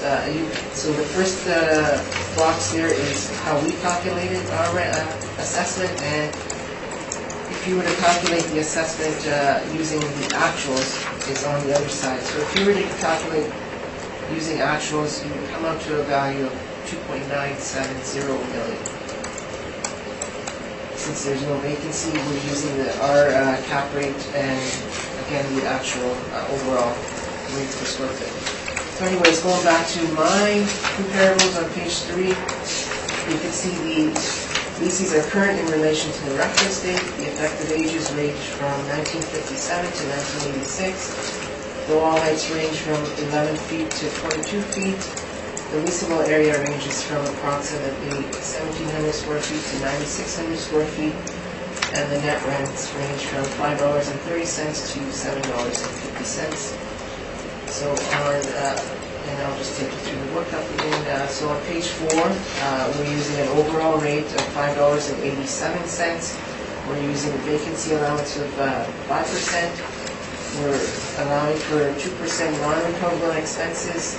We're allowing for a vacancy shortfall of $3.75 per square feet. That gives us an NOI of $231,268. We're using a cap rate of 7.75%. That gives us a cap rate of $2,984,103. So we're assessing the subject at $2,984,000. And again, I'll just take you through the pictures. So page 8. There's the map of the subject on the top, and the bottom is the parcel boundaries. You can see it's quite a big parcel there.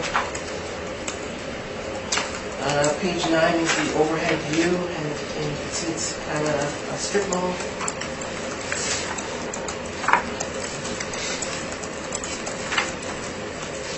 And then page 10 is the street views. So I've been in some of these units when I was in FA, so my last time I was there was June of this year, I believe. And so, in conclusion, considering the current actual rents that they're collecting and the purchase price of $2.6 million that they paid for 6 years ago from the reference date, we believe the assessed value of $2.984 million to be fair and equitable, and I respectfully ask that the board confirm that value. Thank you. Mr. Navarro, questions? Your rent is $587, correct? Yes. And that is model generated, Yes? not adjusted in any way? No. Now, you don't feel that the actuals are at market?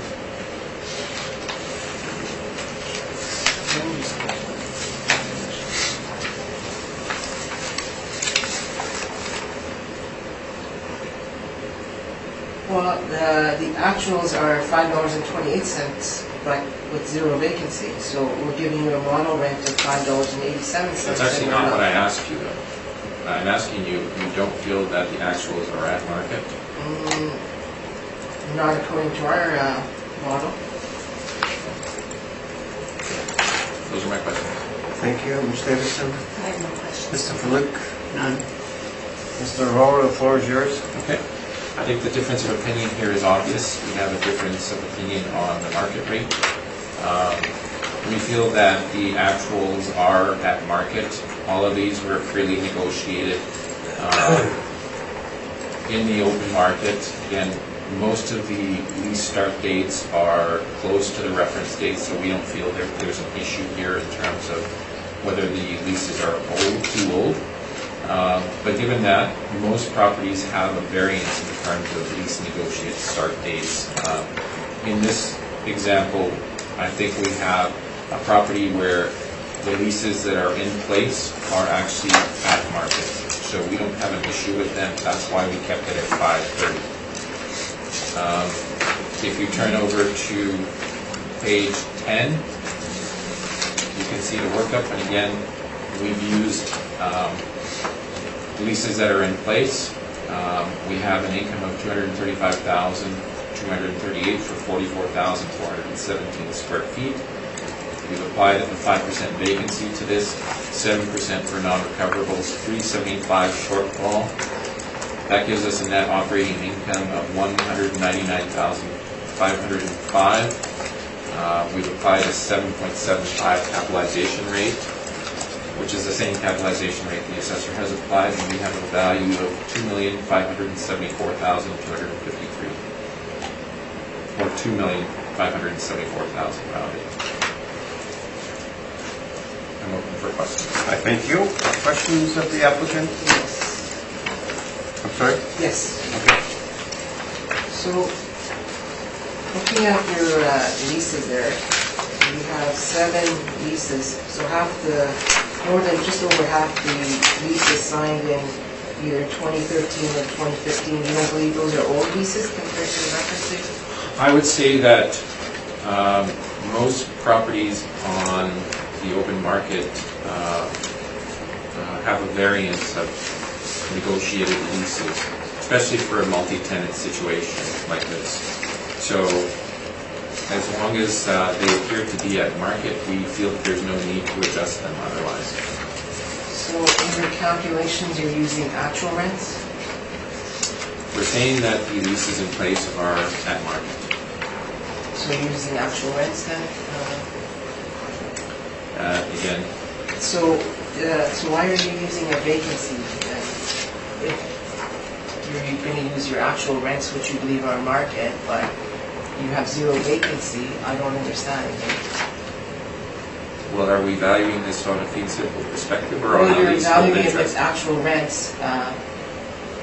Well, your point of Your contention is that market rents are not market because they were negotiated in 2015 and 2013, about 60%, almost 60% of them. so you're basically saying that in every scenario under a multi-tenant situation, we can Well, only if you apply want to leases use, that were if you want to negotiated. use actual No, rents. no, here. What you're saying is that these leases have to be negotiated at the reference date for all multi-tenant situations. We can't look at Well, if leases you that want to occurred use before that. vacancy at the reference. Questions and answers, please. You know, ask a question, get an answer. I have no further questions. Ms. Davidson? I have no questions. Mr. Flug? No. Okay, summary, either party? I have no further. Okay. Let's go on to Davidson. Dawson, I'm sorry, Dawson. 344. The floor is yours.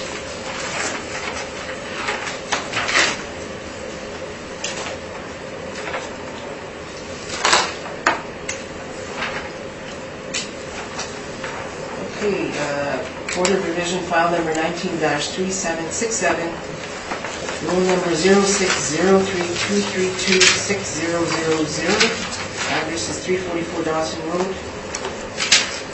The roll year is 2020, the reference date is April 1st, 2018, assessed value is $910,000. It's industrial warehouse, the number of buildings is 1, the number of premises is 1, number of stories is 1, the actual year built and effective year built is 1957, wall height is 17 feet, it's zone M3 manufacturing heavy.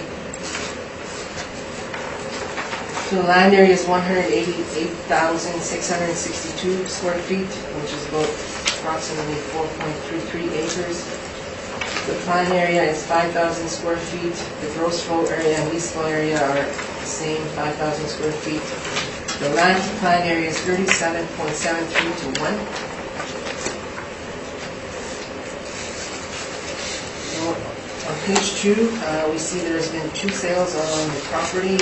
One in 2012, 6 years prior to the reference date, for $650,000, and in 2014, 4 years prior to the reference date, for $1.211 million.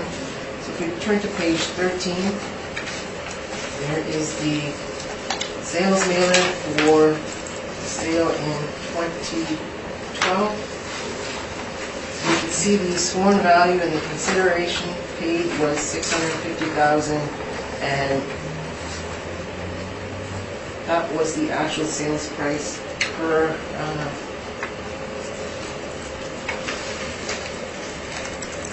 the consideration paid was the correct sales price, so question number 1 there. Number 2, it was an open market to arm's length transaction.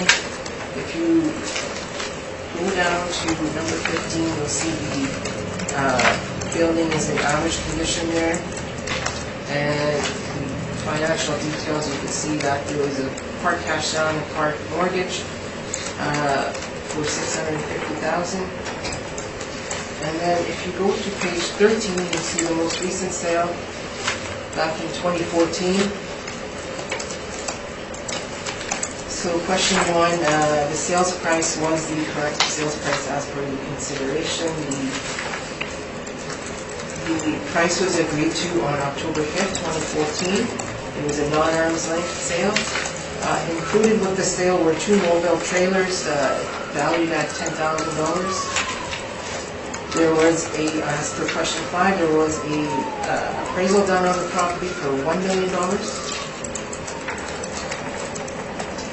Question 7, you can see that the vendor is leasing back the yard for the truck trailer parking in exchange for payment of property taxes.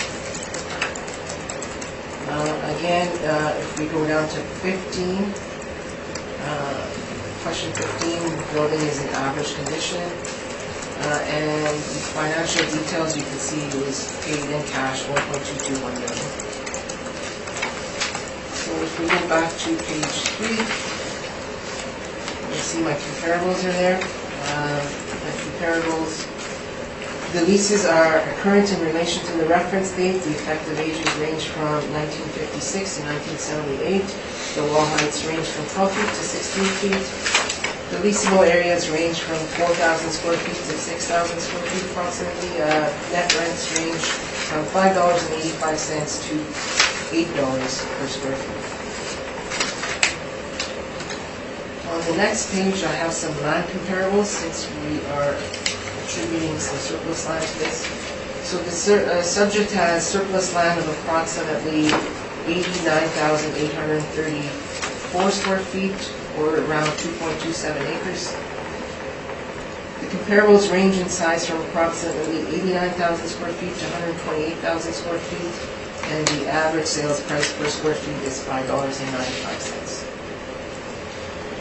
On the next page, you will see that we're using an overall rate of $6.69. We're allowing for 5% vacancy loss. We're allowing for non-recoverable expenses of 2%, vacancy loss or vacancy shortfall of $3.75 per square feet. That gives us an NOI of $30,203. We're using a cap rate of 6.55%. That gives us a capitalized rate of $461,115. So if you go back, just before I get to the additional land value, if you look at page 14, that's the income expense mailer for 2017, you'll see that they're recovering property taxes. So the previous vendor is leasing the property. The landlord is getting paid for property taxes. So you can see if you go back to page 5, that surplus land has some value, and we're valuing that land at $4.54. So we have a additional land value of $449,000, which brings our assessed value at $910,000. So, in conclusion, taking into consideration the 2 sales of the subject property, And the one closest to the reference date of 1.2 million, less the, or 1.221 million, less the two containers that they purchased for 10,000. I think the assessed value of 910,000 is fair and equitable. Well, I think we're evaluating the surplus land property because they are getting paid for it. So I believe the 910,000 is fair. $910,000 for assessed value is fair and equitable. Especially ask the board to confirm that. I thank you, sir.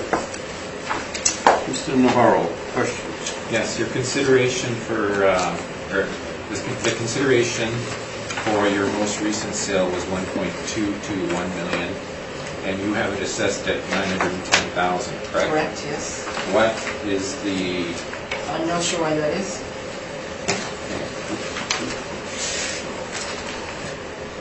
And are we that far apart on rent? $6, you're at 669. okay, so we're about 65 cents away, 65 cents apart. Your land comparables.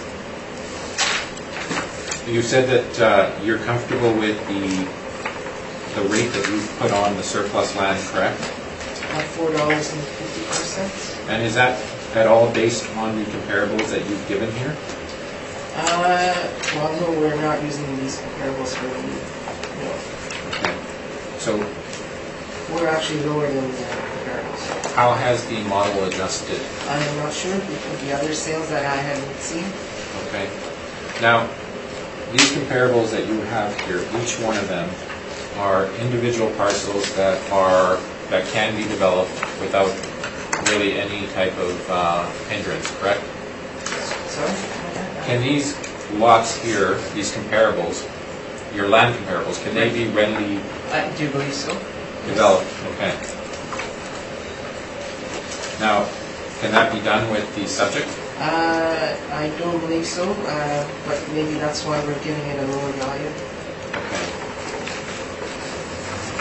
And in terms of its location, it backs onto a railway corridor, correct? Right. So the uses are limited It's to industrial industrial, property. Yes. correct? So do these land comparable sales actually have any influence on the land rate that you... Well, you can see that comparable 3 has a rail line behind it. But it can be easily developed, correct? I believe So it has proper access, egress, all of Right, that? yeah, what we're saying though is the surplus land is collecting rent right now, so it has some value to it. And you've done an income approach on that? Exactly how much it's contributing? Well, they're making $40,000 plus dollars on it every year.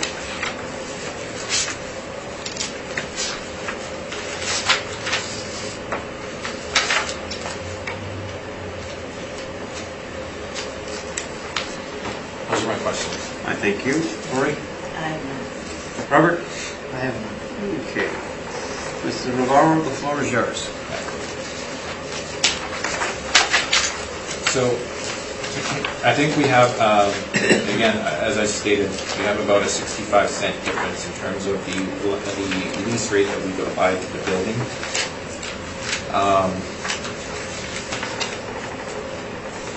The other parameters are pretty much standard. We've applied 5% vacancy, 7% non-recoverable, 375 shortfall. The capitalization rate, there's a huge difference actually. 655 to 8. So this to us would be a non-investment grade property because of its size, its age, configuration. We gave it a lower capitalization rate. I think the big difference of opinion is how to value the excess land or the surplus land in this case. So we have 98,834 square feet that we've attributed to surplus land. and that would be the land that is closer to the tracks, the back of the property. We've adjusted the rate down to $1.50 per square foot, based on the fact that there's not much that you can do with this land in terms of marketing it in any way. It can't be sold off or sliced off, obviously. So the only one that, the only people that it has any value to is the owner itself. We have an average of 365, and again, these parcels that we have here are larger parcels in some cases. But they can all be easily developed. So they have proper access egress. They don't have some of the hindrances that this property has. So we adjust it downward. There is no real relative way to find sales of surplus land or landlocked parcels like this, because there aren't that many that actually sell. We discount it because, again, it's, from our perspective, it doesn't have much value. You can see that they're using it for their trucking facility or whatever this is. So again, we think it has minimal value. We've put $1.50 per square foot on it. We're comfortable with this value. So the end value is $469,803 or $470,000 rounded.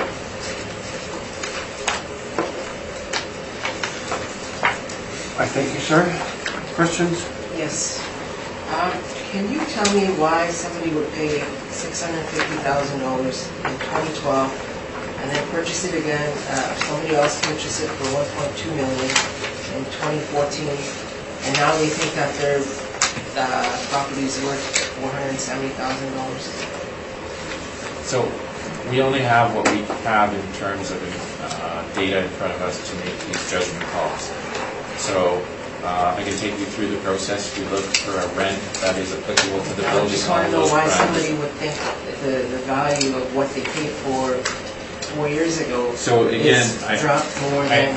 I don't know what the reason is for paying what they did in these situations. I don't know anything about the sales. I haven't investigated them. I'm going by what I have at hand, so I'm producing a value based on the most current information that I have, and that is what I came up with. So when we came to the question of the land value, I looked at land sales and they would indicate a higher value. But based on the fact that those comparables that I'm using can be easily developed, they have access egress, they're essentially development lots. Can't be compared to this. This would be landlocked. So your client would be willing to sell this at $470,000? I don't know what my clients are willing to do. We don't ask them those questions. Okay, those are all my questions. I thank you. Cory? I have no questions, thank you. Robert? Anything I have has been asked. Okay, I thank you. Summation needed, party? Okay. We'll go on to 101 Plymouth Street. The floor is yours.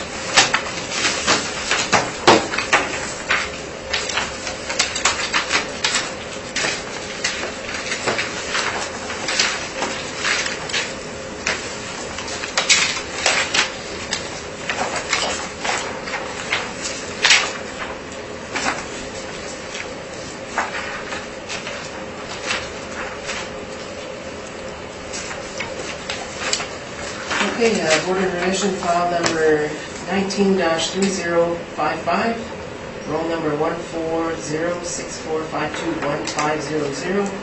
Address is 101 Plymouth Street. Roll year is 2020, reference date is April 1st, 2018. Assessed value is $2,164,000. It's industrial warehouse. Number of buildings is 1, number of premises is 5, number of stories is 1. Actual year built and effective years are both 1974. Wall height is 17. It's zone M2, manufacturing general. The land area is 66,488 square feet. Plan area is 26,562 square feet. Gross floor area is 26,562 square feet. The leasable area is 26,270 square feet. Lot to plan area is 2.50 to 1.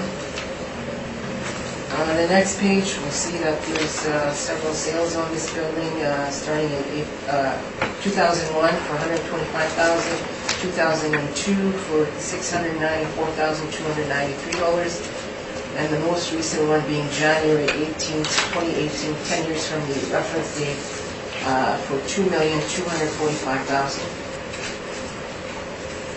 And there's the net leases. If we turn to page 13 and 14, those are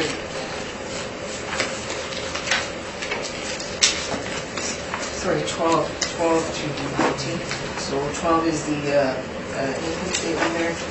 And then page 13, they actually have two properties on this income statement and rent roll, so they've broken it out. So on page 13, the little squiggly line there shows you the premises from 101 Plymouth. And you can see that their rents range from $5.50 to $6.75 net. And then on page 14, down at the bottom, again, there's another rent, or another tenant there for $5.50 net. So going back to page 3, there's my comparables. So all comparables are current in relation to the reference date. All comparables are standard flex warehouses like the subject. All comparables are similar in age and wall height to the subject. All comparables are from the same neighborhood, and the net market rents range from $5.75 to $7 per square feet. So we're using on the next page for my income workup, we're using an overall rate of $4.24 per square feet, or sorry, $6.24 per square feet. Sorry. Okay. My calculator's on. So we're using a vacancy loss of 3.50. We're using, we're allowing non-recoverable expenses of 2%. We're allowing for a vacancy shortfall of $3.75 per square feet.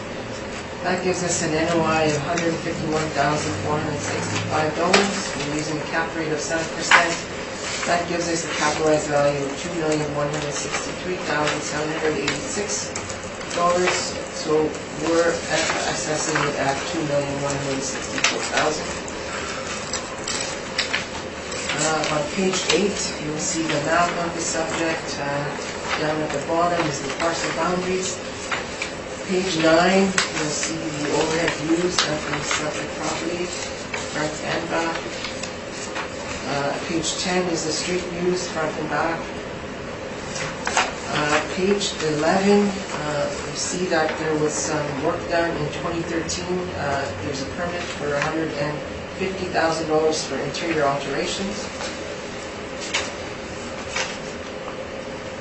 So saying all that, taking into consideration the sale back in 2008 for $2.245 million, plus the additional work, interior work of $150,000, we believe that the assessed value of $2.164 million is fair and equitable, and we ask that the board confirm that value. Thank you. Mr. Navarro? Again, with the sale, the most recent sale occurred in 2008 for $2.245 million, and you have an assessment on it of $2,164,000. So effectively, what you said is that the value of this property has actually fallen since it sold in 2008. Or that there's been a lot of appeals, and we've had to lower the number because of the appeals. Could the issue be that the sale was actually, maybe there was something not relevant about the sale?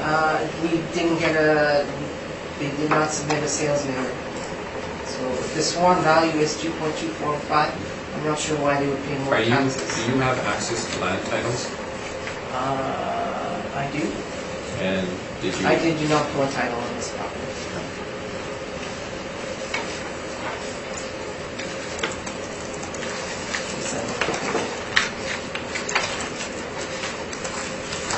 So the model is generating rent basically for this area, for the age, it's taking into consideration the age, the size, and the location, correct? Correct.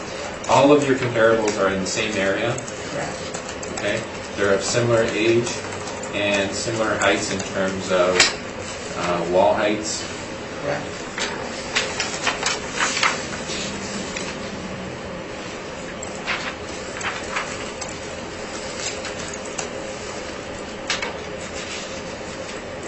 So can you explain how the model suggested 623 as Well, opposed if you to... look at the comparables, they range from $5.75 to $7. Okay. So, So the model here, I'm looking at your last comparable, 73 Plymouth Street. Now that is a much larger area, correct? correct. For Well, an no, individual because- lease. For an individual lease. Well, because I use that because one of the subject properties has 9,700 square feet.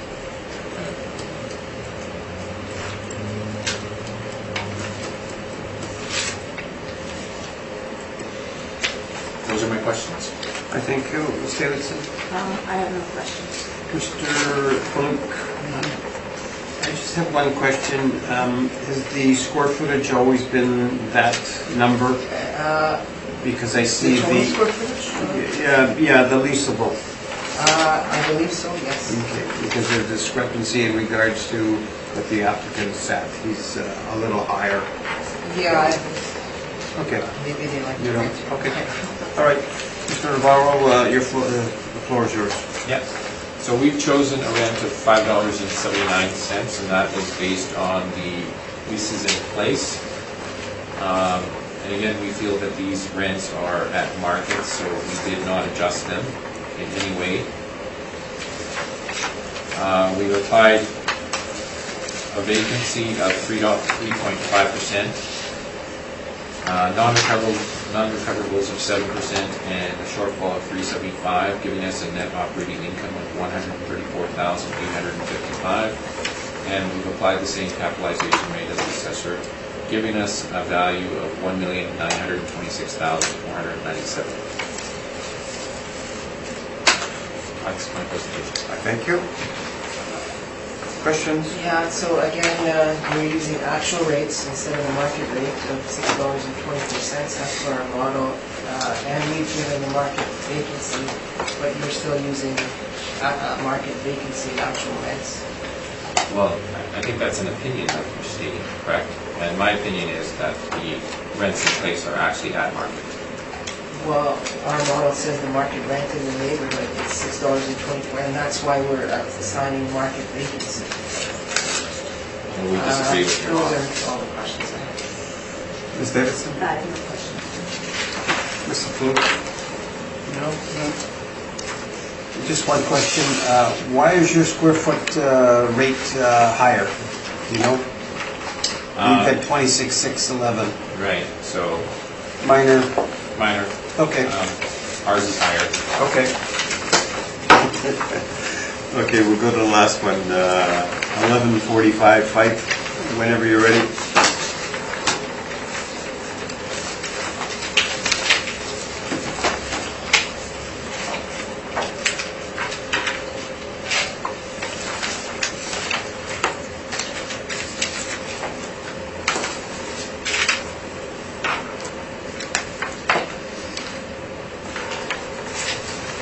Okay, Board of Revision file number 19-4735. Roll number 14052283200. Address is 1145 Fife Street. The roll year is 2020. Reference date is April 1st, 2018. Assessed value is $949,000. It's industrial warehouse. Number of buildings is 2, number of premises is 5, it's 1 story. Actual year built and the effective year is both 1964 to 1968. We're using 1967 as the effective age. Zoning is M2 manufacturing general.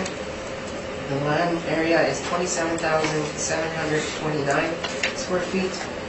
Plan area is 12,535 square feet. Gross floor area is 12,535 square feet. Leasable area is the same, 12,345 square feet. Land to plan area is 2.21. So page 2, you'll see there's some leases in place. If we turn to page 11 to 13, you'll see what the applicant has sent in. So 12, there is the income statement, expense statement. The next page has the tenants in place, and you see that there are net rents. So going back to my comparables on page 3, all the leases are current in relation to the reference date. The effective ages range from 1968 to 1974. The wall heights range from 14 feet to 18 feet. The leasable areas range from approximately 1,600 square feet to 3,800 square feet. The net rents range from $5.15 square feet to $6.50 square feet. Per square feet. The cap. Actually, I just want to point out the cap rates on these properties. So the first 3 are 7% cap rates. From Church, 1530 Church to 1133.5, those are 6.4% cap rates. The 2 churches, 1403 and 1413 Church, are 7% cap rates. And the last 2 are 6.4% cap rates. So if we turn to my workup on page 4, we're using an overall rate of $5.34 per square feet. We're allowing for 3.5% vacancy. We're allowing 2% non-recoverable expenses. We're allowing a vacancy shortfall of $3.75 per square feet. That gives us an NOI of $60,736.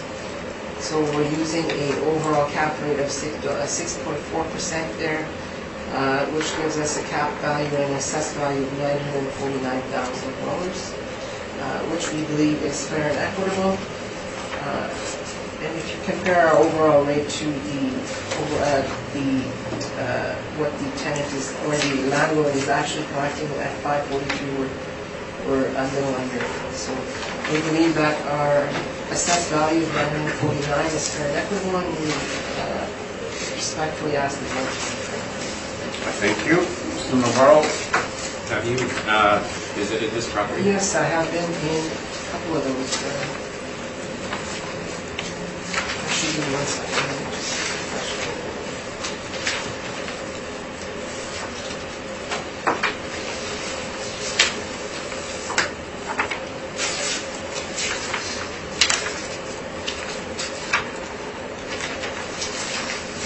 I believe I have been in the one on the left side there, but I can't remember now. No. And your effective age on this building is 1967. Having gone to this building also, I really didn't see a very good looking building here. So how is the model adjusting for? Well, if you look at my comparables, if you look at 1530 Church, 1129.5, 1133.5, 1161.5, 1161.5, which are all in the same neighborhood, they all have a 6.4% cap rate. There's no variance.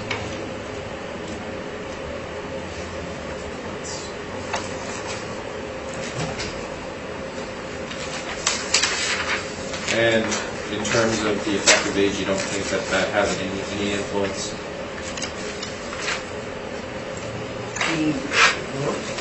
Not for this one. The income information that you provided on page 12, at the very top, what is this in reference to? Sorry? What year is this? I mean, This is what they've sent in for the 2017 income expense waiver. They sent it in May, I guess, May 1st.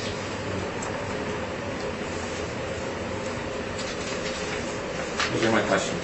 Thank you. Ms. Davidson? I have no questions. Mr. Falloon? No, not at all. Mr. Navarro, you're up. Yeah. So we've used an overall rent of $5.43 per square foot, giving us an income of $65,437, vacancy of 3.5, non-recoverables of 7%, shortfall of 360.